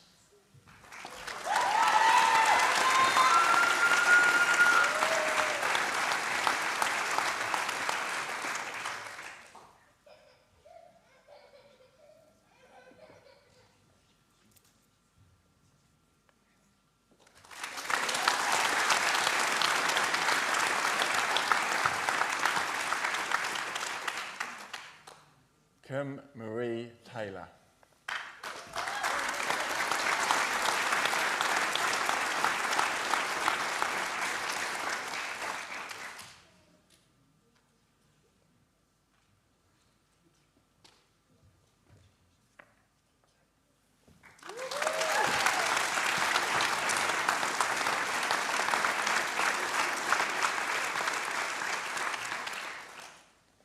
Jean Michelle Tidy,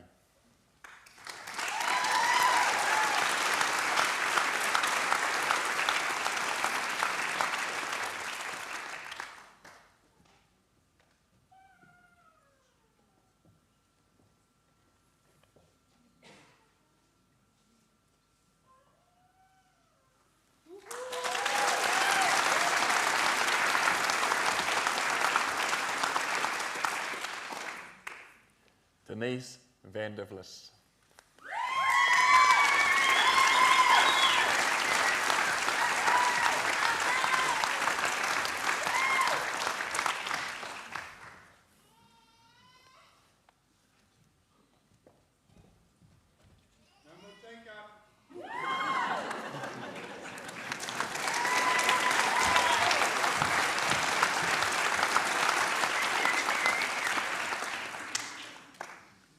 in absentia, James Nicholas Allen, Laurette Gladys Locke, Lara Lofton, Andrew Christopher Randall.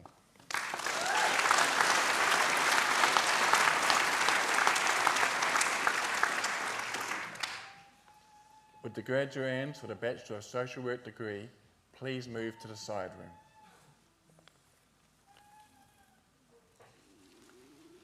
The degree for the Bachelor of Social Work marks the successful completion of each student's program, which takes 4 years full-time study or longer for some part-time students.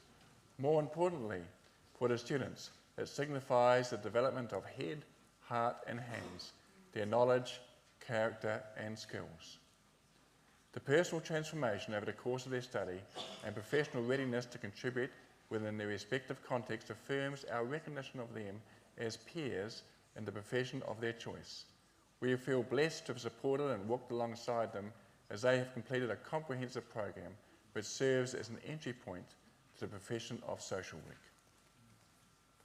We have pleasure in presenting the award for the Bachelor of Social Work degree to the following students: Jordan Amy Boulder.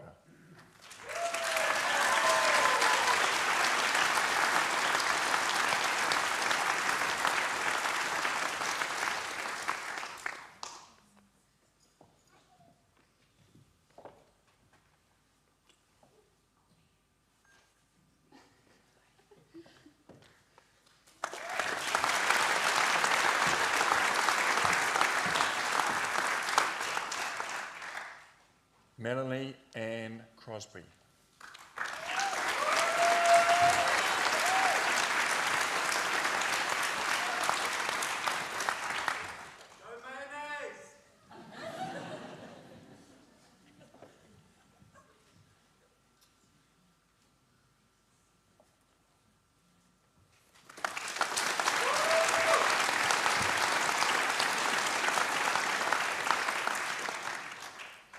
Cornelie Hill.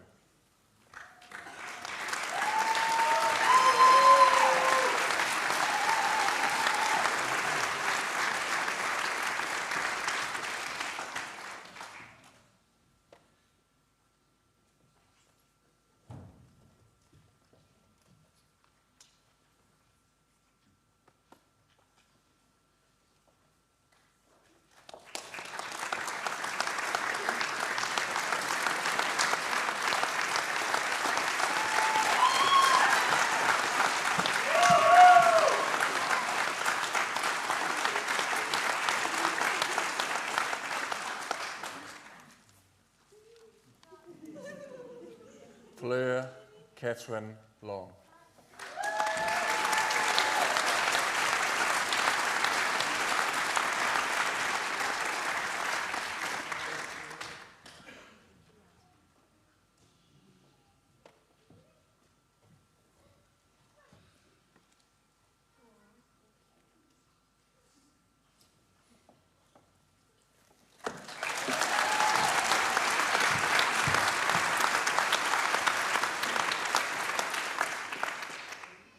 In absentia, Kirsty Anne-Marie van der Klip.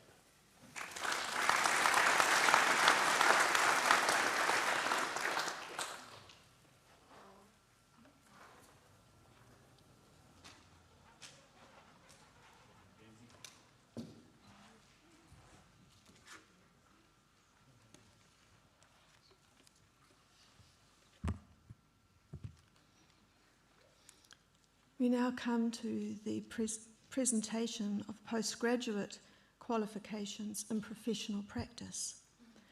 The Master of Professional Practice degree and the Postgraduate Diploma of Professional Practice qualifications are designed for Christ-following professionals such as social workers, counsellors, teachers, lawyers, doctors, occupational therapists, in fact, any people helping professional who understands their practice as missional and transformative, which of course is all of you graduates today, and I expect to see you in 2 years' time back doing your masters. Would the graduates for the Postgraduate Diploma of Professional Practice and Master of Professional Practice please make your way to the side room. Within this program, students explore at an advanced level the intellectual and practical implications of their faith so that within their professional context and community, they can more intentionally be culture shapers and leaders in God's kingdom here on earth. Graduates of this program of the master's program have completed either a 20,000 or 30,000 word research thesis, the findings of which have the potential to make a significant contribution to their professional sector, and in some cases already have done so. So we have pleasure in presenting the award for the Postgraduate Diploma of Professional Practice to Gail Joanne Takane.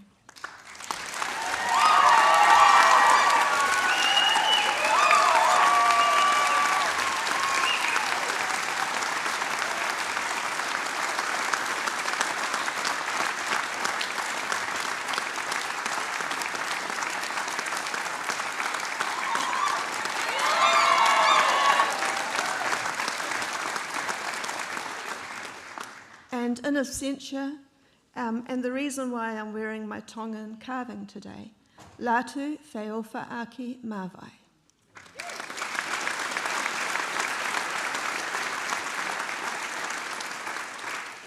Now we have pleasure in presenting the award for the Master of Professional Practice Counselling to Adele Pamela Alith.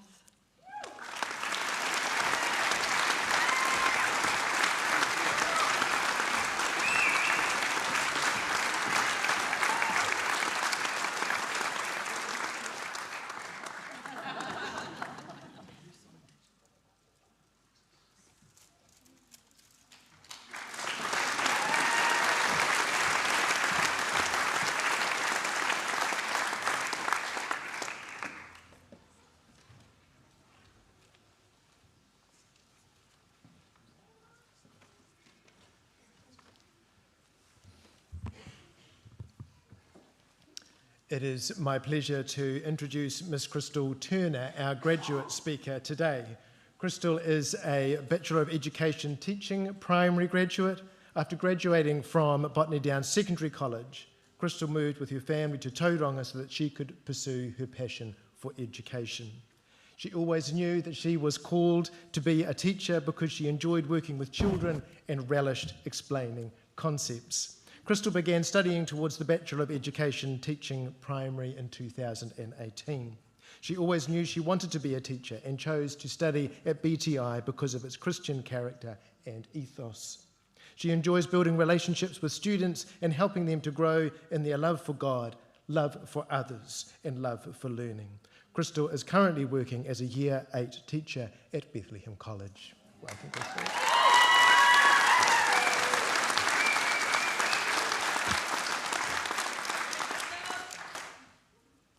Inga karangahanga maha tēnā koutou katoa. Ko Ohorangi toku monga, ko Wairoa toku awa, ko Louisa Campbell toku waka, ko English toku iwi, ko Bethlehem Baptist toku hahi, ko Turner toku whānau, ko Crystal Turner toku ingoa. Nō reira, tēnā koutou, tēnā koutou, tēnā koutou katoa. Nō mai haere mai. I would like to express my sincere gratitude to the graduates, families, friends and facility that are here today. I would also like to take this opportunity to thank God. Without him, none of us would be here, and it is good to acknowledge him. When I was first asked to do this speech, I was a bit unsure of how to start. You see, there is no rubric for how to summarize the past 3 years of one's life. And I've spent the last 3 years scrutinizing every single word I have written against a rubric. Thus, I will endeavor to ensure this speech is well-structured, succinct, and APA referenced when necessary.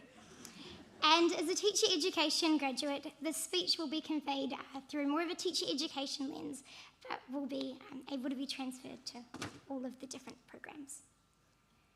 My fellow graduates will know that BTI has a strong affinity for metaphors.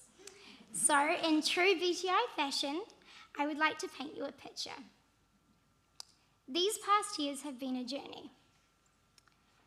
A journey that, you can picture whatever landscape or terrain that you would like, but a journey that has certainly not been made in isolation. So again, to our family, our friends, our teachers, thank you.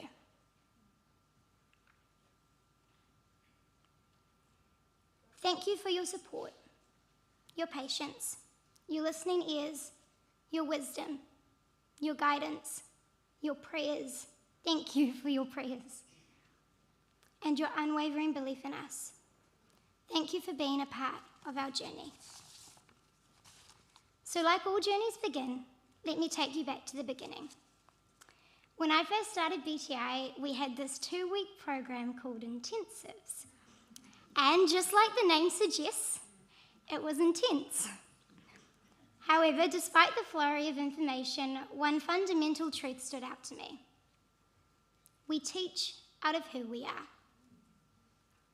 As a cohort, we spent time considering our innermost values, our beliefs, our worldviews, our priorities and our passions, what we believed and why we believed it. I even remember being assigned a range of personality tests. And as a doe-eyed 17-year-old, I didn't completely understand how Myers-Briggs telling me I was an ENFJ was going to help me teach. But as we delved deeper into the course, the connections became even clearer. We teach out of who we are. And through reflecting, and even reflecting on our reflection, we became well acquainted with even the most uncomfortable parts of ourselves. But in this space, this tension at times, we knew who we were in Christ. This understanding is a key point of difference between BTI and many other institutions. Whilst BTI prepared us with the classroom competency, or social work competency, or counselling competency, knowledge, skill, and content, we were also shaped and equipped in our character, heart dispositions, and personhood. As I have started my first year of teaching, I have realised how pertinent this preparation truly was. At the start of this term, the principal of Bethlehem College addressed the staff.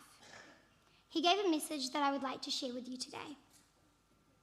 You are the most valuable resource in the classroom.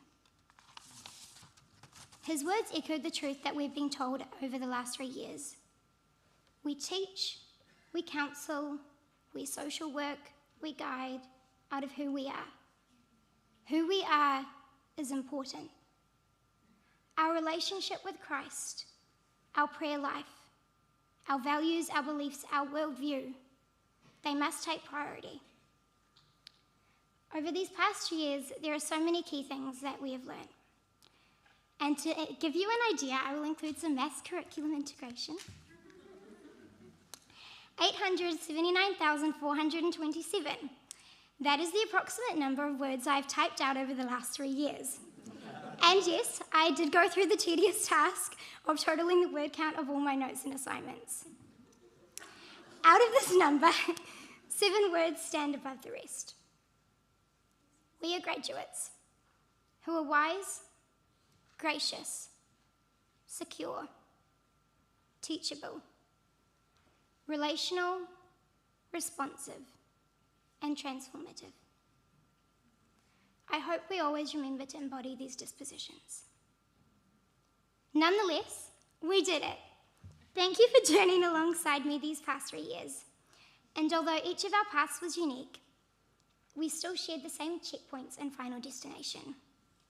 There is an unbreakable bond that is formed when the group chat is buzzing mere hours before an assignment is due. As iron sharpens iron, so we have sharpened one another. We were always there for each other, and I know that we always will be. We have formed connections and made friends that will last a lifetime. As we embark on this next chapter, I pray that God's blessing will be with you wherever you go. And you know what the most exciting part is? Our journey hasn't ended. It's only just beginning. Kia tau, kia tātou katoa, te atawhai o tō tātou ariki a ihu karaiti. Me te aroha o te atua, me te whiwhina tahitanga, ki te wairua tapu, ake, ake, ake, amene.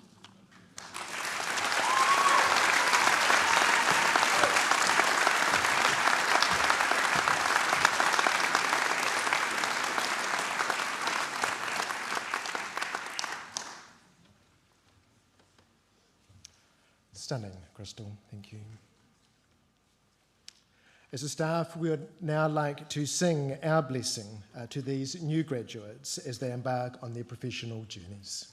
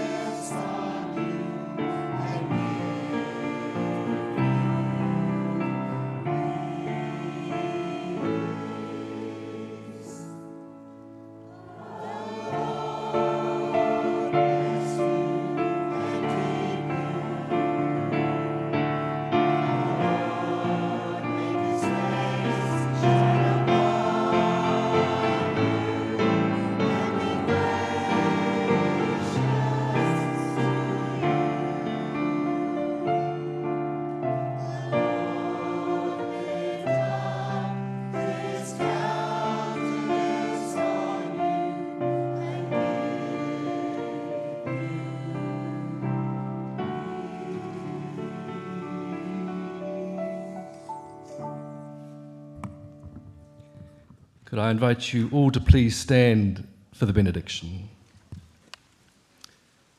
after which there's afternoon tea served in the foyer. Let's pray. Lord, for the years your love has kept and guided, urged and inspired us, cheered us on our way, sought us and saved us, pardoned and provided, Lord of the years, we bring our thanks today. Lord, for our world when we disown and doubt him, loveless in strength and comfortless in pain, hungry and helpless, lost indeed without him, Lord of the world, we pray that Christ may reign. Lord, for ourselves, in living power remake us, self on the cross and Christ upon the throne, past put behind us, for the future take us, Lord of our lives, to live for Christ alone. Amen.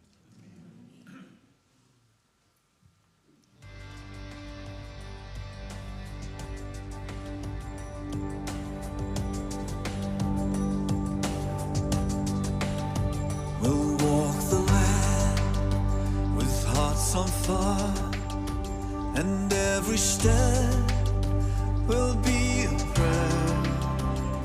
Hope is rising, a new day dawning, sound of singing fills the air. 2,000 years, and still the flame is burning bright across the land. Hearts are waiting, longing, aching for awakening once again.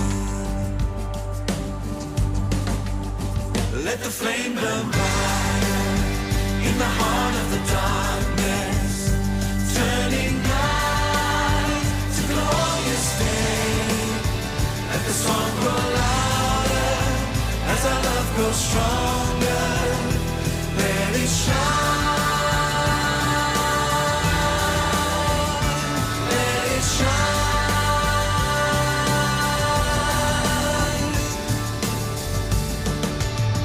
We'll walk for truth, speak out for love.